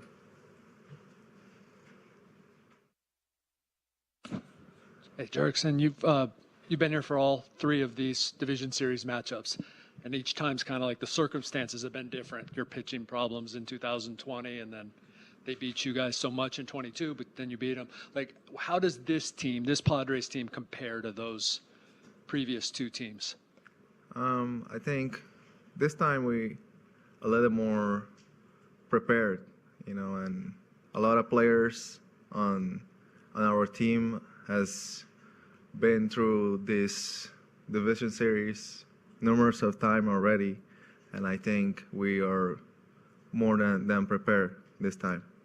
As far as facing the Dodgers, there was a time like when you first got here, it was like, oh, the Dodgers, and it was, how do we do against them? And that doesn't seem to be the case anymore. I just wonder how much you guys have changed in that way. Like I said, we are more prepared and more successful too. We've been winning a lot of games against the Dodgers already, and we're prepared. A few more for Jurickson. Not. We'll go to Kirsten. Obviously, these 2 teams saw each other very recently with the end of the regular season. How would you just describe that series, the intensity of that matchup, and how do you think, from your side, it's kind of prepared you all for this division series? Yes, down the stretch, every game mattered. Every game was a playoff game. And we came here first, and then we went to Arizona. They were fighting too for a playoff spot, and it prepared us for now. Those games were playoff games. They often, on the Dodger side, we often hear about just how you all and the Padres in specific show up with a lot of intensity when it comes to this matchup. Where do you think that stems from, whether it's in the clubhouse, just how you guys play on the field? Could you put that to words, I guess, if possible? I think we play high intensity against every team, but the Dodgers have a really, really good team, and I think the energy that the game itself brings is a little different, Jesse on the right side standing up. Pro, I wonder if you could talk a little bit about, what Luis Ariz brings in that top spot, kind of setting the tone at the top of the order and getting to hit a couple spots behind him most nights.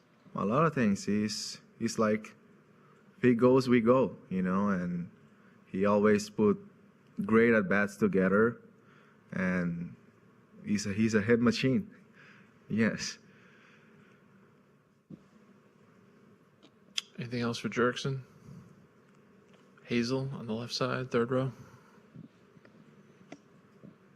Hi, how different is the mentality of this Padres group going into the playoffs compared to years past? I think we are more confident, just by winning makes that happen. You're more confident in yourself and in your teammates, and we have a great team, and we believe in each other, and we're always fighting for each other. Come up here in the front row. Tony. JP, you guys often, as a lineup, have these long, extended at-bats. And how did you guys get to that point? Because I know you're not up there intentionally every time trying to have these long at-bats, but just by the style in which you guys play, it seems like you guys end up dragging these pitchers out to the deep end. Is that something that you guys have purposefully done, or is this kind of just as the year has evolved, you guys have gotten to this place? Yes, I think, we got there. And I think the whole lineup is like that. We got guys that, are really, really tough outs, 1 through 9. And I think that's a good job by the front office, Any last ones for Jerickson? All right, appreciate you coming in. Jerickson Profar. Short but sweet. And that concludes the Padres' podium appearances today at Dodger Stadium. And I am seeing some quotes about Joe Musgrove's status, because I think we kind of came in as he was answering that he wouldn't be there for the NLDS. Correct. So Mike Schultz is saying, he told the media today, Joe's not going to participate in this series. He said, we'll have more information coming later today, but he won't be in this series. And someone asked if he could pitch again this postseason, and Mike Schultz said, we'll leave it just at that for now. He's not going to participate in this series. We'll have more to come here shortly. And then talked a little bit about, how to go about replacing him in this series. So sounds like more information will come later today. But I think if it was a yes, he would just say yes. Right. but we'll see, right, what happens when that news does come out. It's actually a little bit ominous to say that something else is coming out today, because they don't have to say anything other than he's just not pitching this series. Right. And typically if there was a good chance, that he would be pitching another series. I mean, we've seen with this Padres team, they don't like to give that kind of information out. But I would imagine just to, enable rumors or disable rumors from happening, they would say, yes, he will be available or whatnot. So for them to say there's more information coming later does kind of speak to something that may be more serious. Yeah. I mean, it could. Remember, he's supposed to have had an MRI since we've last heard and seen from Joe. So if that MRI came back, for example, partial tear, then now we're talking about Tommy John surgery. Now we're talking about a mid-2026 return or early 2026 return for Joe Musgrove. Or maybe he's one of the first guys to get Tommy John 3 electric boogaloo, the new procedure. Well, I don't know. The other thing here is that there is a chance that maybe they're doing other tests and seeing if possibly he could pitch in the postseason. Maybe they don't know if maybe there is a little sliver of hope, or they want to do some extra testing or have someone else take a look at something or whatever. And so they don't want to announce it quite yet if he could or couldn't pitch in the postseason at a later date if the Padres advance. So there's also a chance that this could be not as serious as we're thinking right here, and maybe could end up being actually in their favor if he is able to pitch. Yeah, to be determined. And of course, again, I'm not disparaging any sports team in a playoff when saying they have no reason to tell us the truth.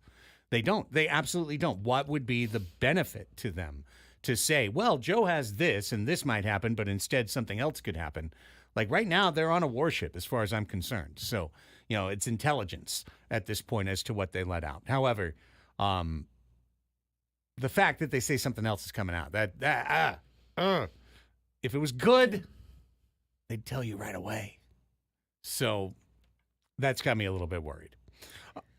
Nonetheless. Yeah, nonetheless, I mean, so we know for sure that Joe Musgrove is not going to pitch in the NLDS. I still think the Padres losing Joe, I think, is a blow. Joe is, as we talked about on the roundtable yesterday, and we've talked about the last 2 days, he is one of their best pitchers. He's an ace, and he's terrific in the postseason. He just understands how to have that presence. When all the pressure's on, he's a fighter. He will grind through lineups like nothing, and through innings, really, in order to give the team a good chance to not have to blow up the bullpen.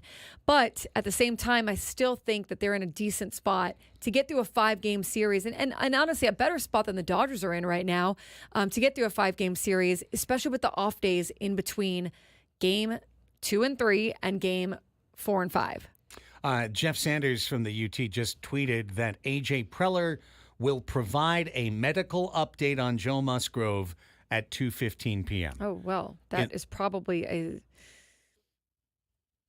thing. More serious thing than that'll because be in typically the that's if AJ's coming down to talk to them, then I would imagine it's a little bit more serious. Yeah, so we're not going to speculate because there's no point to it, but elbow tightness historically is not a good precursor for a major league starting pitcher. Well, and it also could be he's not going to pitch in the postseason the rest of the season, and we're going to do X, Y, Z. Sure. Like, it could be that they just need AJ to field the questions here, because there are going to be a lot of questions about his status. And sometimes, as we saw Andrew Friedman do yesterday for the Dodgers, that is now a job for the GM, where typically in the past it might have been for the manager. You know, they turn that over to the GM, or the president of baseball operations, you know, whatever the title is these days. So Preller maybe will be the one to kind of field all the questions about Joe, and maybe we'll see, right, how much information we get from there. So, continuing forward here, again, we're commercial free to the top of the hour because we burned through our breaks to make sure that we got you Mike Schilt, make sure that we got you Dylan Cease and Jurickson Profar live on the air. Never really hit reset on the hour at all. So that's what we'll do here for the next few minutes, talking obviously about this incredible series. You can go back and find our 11 a.m. Padres Deep Dive Hour. We went through each aspect of these two teams: offense, pitching, defense, starting pitching, relief pitching, bench, manager. I think this is the most even matchup between LA and San Diego in the playoff history of these teams meeting for the third time in the playoffs in 5 years. I do. And at least as we're coming into this series, it certainly seems that way. The question mark to me is, and we went through quite a few of them in our deep dive, but we can touch on them again now, is like, the Dodgers pitchers have been streaky, and they have been working back from injuries, or they have been working back from extended time off, where to me the Padres pitching staff has had this month of consistency really in September since everyone came back, that they've posted like a 2-something or, between a 2 and a 3 ERA collectively as a staff. They've done a really, really terrific job. And I think that gives the Padres an edge in this series. If they can get to Flaherty, or if Jack Flaherty is losing velocity, or he just doesn't have a good start, same with Yoshinobu Yamamoto, who's making his first start in the postseason, I think it sets the Padres up for a good tone. Like, they can set the tone early on in the series in terms of putting the pressure on this pitching staff. At the same time, you really can't discount the Dodgers hitting. And will Dylan Cease have one of his better starts? Will Yu Darvish have one of his better starts? Those are questions that still need to be answered, as well as will Freddie Freeman be part of this illustrious top of the lineup for the Dodgers? So we've given you a ton of broad strokes on this series. In this last segment, and we'll open up the phone lines in a minute for Ask Us Anything, here are two things that are below the surface, but I think are both going to be very important to this series as it progresses.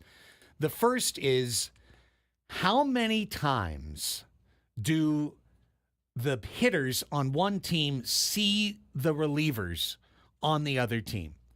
One of the stats that is very consistent is that if you as a team see a reliever the first time, that's going to be when the reliever has the maximum advantage.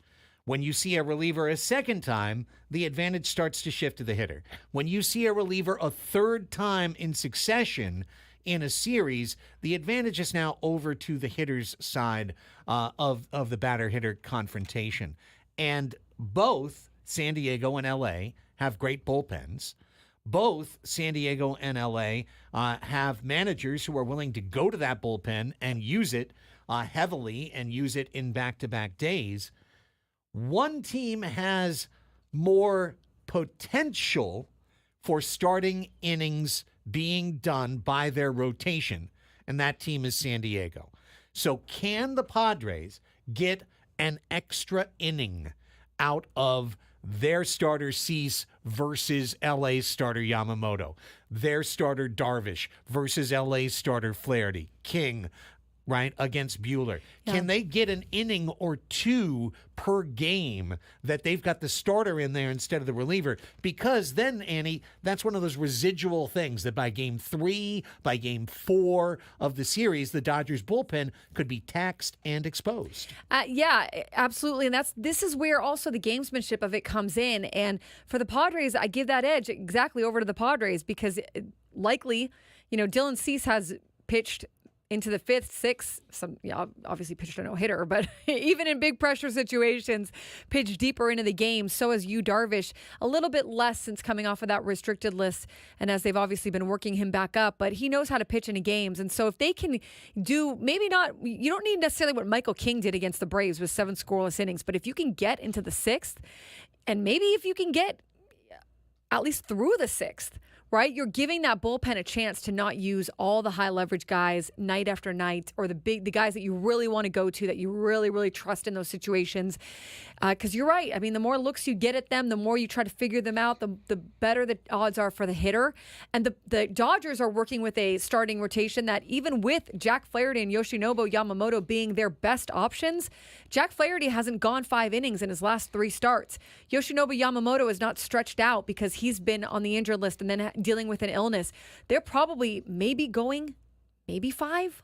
And that's if they're having a good start, So you're going to see, I think, more of that Dodgers bullpen, and the rest itself might not be enough for those hitters from the Padres side to not do some damage on them. Here's another one, and I truly believe this is going to be an important determining factor in this series. Our 7-8-9, their 7-8-9. I'll say this first part very straightforward. If the Padres let the 7-8-9 hitters of the LA Dodgers have good series, they are not going to win this series, because that will be setting up Shohei Ohtani and Mookie Betts with runners on base over and over and over again. And the reason why Dylan Cease didn't win the last time he went to LA is because he walked Miguel Rojas right in front of Shohei Ohtani. And by the way, he let Lux on base right before he got to Rojas as well. Edman, Lux, Rojas. These aren't the scariest hitters in the LA Dodgers lineup, but they are the pesky guys who have hit better in the second half than in the first half. And when they get on, they cause problems. Now, having said that, I want to be very clear. The Padres have a chance to have a more successful bottom of the order. If Jake Cronenworth can get it going, Donovan Solano, you know what he can do with the line drive bat. And listen, last time Kyle Higashioka got locked in, it was like 3 weeks of homers before the lock unlocked. He just got locked in last week. And back-to-back homers in the playoffs. Can Higashioka continue with some Higgy Bank deposits here in the LA series? Because when those guys get on, of course, that means Arise and Tatis are hitting with runners in scoring position, and that's a great situation for San Diego. Yeah, I mean, for sure. Ohtani hit 393 with a 458 on base percentage and a 234 WRC plus in September. 10 home runs, 16 stolen bases. He drove in 32 runs while scoring 27. He will do damage if you put some guys on base. He will most likely drive them in, unless his postseason varies dramatically from his regular season. And we'll find that out, right? But Mookie Betts, if they walked Shohei, Mookie Betts many times would then drive in the game-winning hit. So that is kind of going to be the conundrum with walking Shohei, and whether or not Mike Shildt will choose to do that and how often he will. Probably be certain situations that maybe he will look to do it. And then also is Freddie Freeman behind Mookie, because I think that'll play into it as well. But for the Padres, look, this would be a good time for some guys to get hot. If Jake Cronenworth has a good series, which he tends to do against the Dodgers, he tends to have a game or two, especially against the Dodgers, that goes in his favor. I think this is a good time for Jacob to do that. Xander Bogaerts, even. I know he's not so, in the bottom of the order. He's more in the middle of the order, but he can also start to get together a little bit of a rally for the Padres because, look, Kyle Higashioka, great job against the Braves. It doesn't have to be the same guys every series, but you definitely are going to have to get some guys hot and doing some damage throughout this series. This is going to be such a fun series. And I mean, just think too how they're going to pitch, Machado and Tatis, and they're going to be so careful with them too. I mean, you've got a lineup for the Padres that is going to be very tough on these pitchers as well. And especially as we heard in that press conference, if they're fouling off pitches and they're working their counts long and they're just being really pesky for these starting pitchers for the Dodgers, who already aren't going past the 5th inning, most likely, right? So can you get him out in the 3rd inning or the 4th inning, depending on the at-bats that you're taking and what kind of damage you're doing to them? It should be really, really fun. And the fact that it comes back to Petco Park on Monday makes it, just like we saw in 2022, makes it even more fun. It's coming back to Petco Park. And what the record is at that point, who knows? But it's going to be dramatic. I mean, everyone has said, get one this weekend. And that's the classical strategy. Yeah. When you're the road team, if you can get one, you've stolen home field advantage away. Now, if you can win your 2 home games, you've finished the series. And that's what the Padres did last time. And remember, when the Padres played the Dodgers in 2022, they only had 3 great starters. They had to use them all in the first round. And Mike Clevenger pitched game 1 in Los Angeles, and that's how the Padres lost that game. They lost with Mike Clevenger giving up runs. They don't have that this year. They've got Dylan Cease to get things started. And I'll say once again, Dylan Cease, I'm looking for him to be aggressive and sharp in the zone and not nibbling against LA, because he's walked 12 in 20 innings against the Dodgers this year. That's the one thing you don't want to do, is give LA a bunch of free base paths. No, you don't want to give anything away, okay? And if you're the Padres hitters, you want to try to work those walks in for sure and try to get on base and give yourself a chance to just kind of annoy these pitchers as much as possible. That's the big thing for the Padres. Like, look, you got to limit the walks. You got to limit the errors. You have to just play as clean a baseball as you can and not give anything away. And in fact, when they did have a lot of walks the last time or toward the end of the regular season, I mean, Mike Schultz pointed it out in almost every press conference. Too many walks. We gave it away. So I'm sure that's been a sticking point, a talking point as they've gone forward. Lucifer's Grundle in the chat says it's on Tuesday, Annie. You are correct. Well, What's the off day going to be, though? Lucifer's Grundle. It's going to be at Petco Park on Monday. I'm going to look this up. They're going to be at Petco Park on Monday. They will have a workout day. That's right. We got a couple callers online. Oh, God. What? Oh, you don't want to. That is not a word to say on air. Got it. But you just did? Well, we didn't know. We didn't know. I'm going to go with it's a nickname for the dining hall at the University of Vermont, because the other option is not what we want. Roro. Yes. Here's a bumper. We want that. Bumper.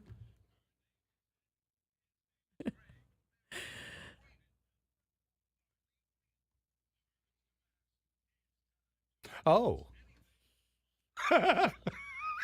Oh.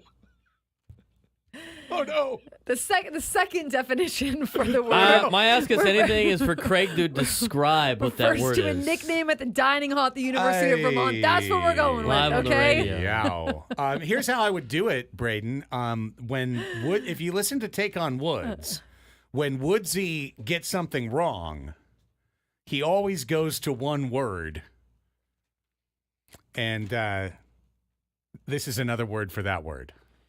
Okay. This is another word for that I word. don't think we had to ban him. I mean, he wasn't, Yeah, I don't know. It's just his nickname. I mean, Can't be naming yourself That's true. I do things read it. that could get us in trouble. I got to be careful when you play stupid games, you win stupid prizes. That's fair. He played That's a fair. stupid game. There's your stupid prize. Here's one of our favorite callers. It's Magic in San Diego. Hi, Magic. Good afternoon. Hey guys, how you doing? Doing great. Hey, sorry I missed you guys' remote this week. I'm going to get a chance to one day run into you two guys, so I'm really looking forward to meeting you guys. So one day I'll get lucky. Likewise. I got a question for you. I've already picked who I'm going to be as my guy to rise to the occasion for this playoffs against the Dodgers. For both of you guys, give me a pick for somebody to rise to the occasion to beat the Dodgers this weekend. All right, I got mine. You go first. Jackson Merrill. All right. Jackson Merrill. Yeah. Kid's too young to know any better. That's right. Doesn't know any better. I'll take a safe bet, which would be Fernando Tatis Jr., who I like tends that to too. just do well at Dodger Stadium. All right, so we got Tatty and we got Merrill. What's Braden got? Well, it could be a big asset. We talked about this off air. That's different. Xander Bogaerts. Yeah, I'm Xander with you there. Bogaerts comeback, just has this huge series. Yes. Helps the Padres. He could use it. We're That'd gonna be go awesome. with Xander. Let's wrap things up with Johnny I like in that pick. Escondido. Hello, Johnny. Ask us anything. Welcome to the show. What's going on, guys? Not a whole lot. So my question for you is the bye structure, right? With the bye, you guys may have covered this already, but if we beat the Dodgers, and even if the Mets beat the Phillies, and something else happens in the American League, I mean, do you think the MLB is going to reevaluate this whole bye thing? Because you're going to hear from the Dodgers side that, the bye killed us again, the momentum and all that type of stuff. What are your guys' thoughts on that? That's an interesting question, Johnny. The way I would respond to that, Annie, is that we've had 2 years of data. So 2 years is just not enough. And if let's see who wins the World Series. If the World Series team is a team that the MLB people love, that gets them a lot of ratings and everything works out, then I don't know, they might be less likely to change anything. But I think they're just going to add teams eventually, and there won't be a bye in the future anyway. I think there's a lot of off days. Like I did hear the debate between I think it was Tony Gwynn Jr. and AJ Cassavell at Petco Park talking about should there be so many off days inside the series, or should it be more like a normal, series type thing for these teams? All I know is that we got an Ale Smith viewing party with Ben and Woods tomorrow, 2:30 to 4:30, live pregame show. If you want to hang out with me watching the game tomorrow, I'll be at Bottle Rocket downtown on 16th, 805 16th Street. Annie and Braden, you guys have a tremendous weekend. You too. And everybody listening. We will be back on Monday, hopefully talking about a Padres win. Up the Dads. Go Padres. Bye.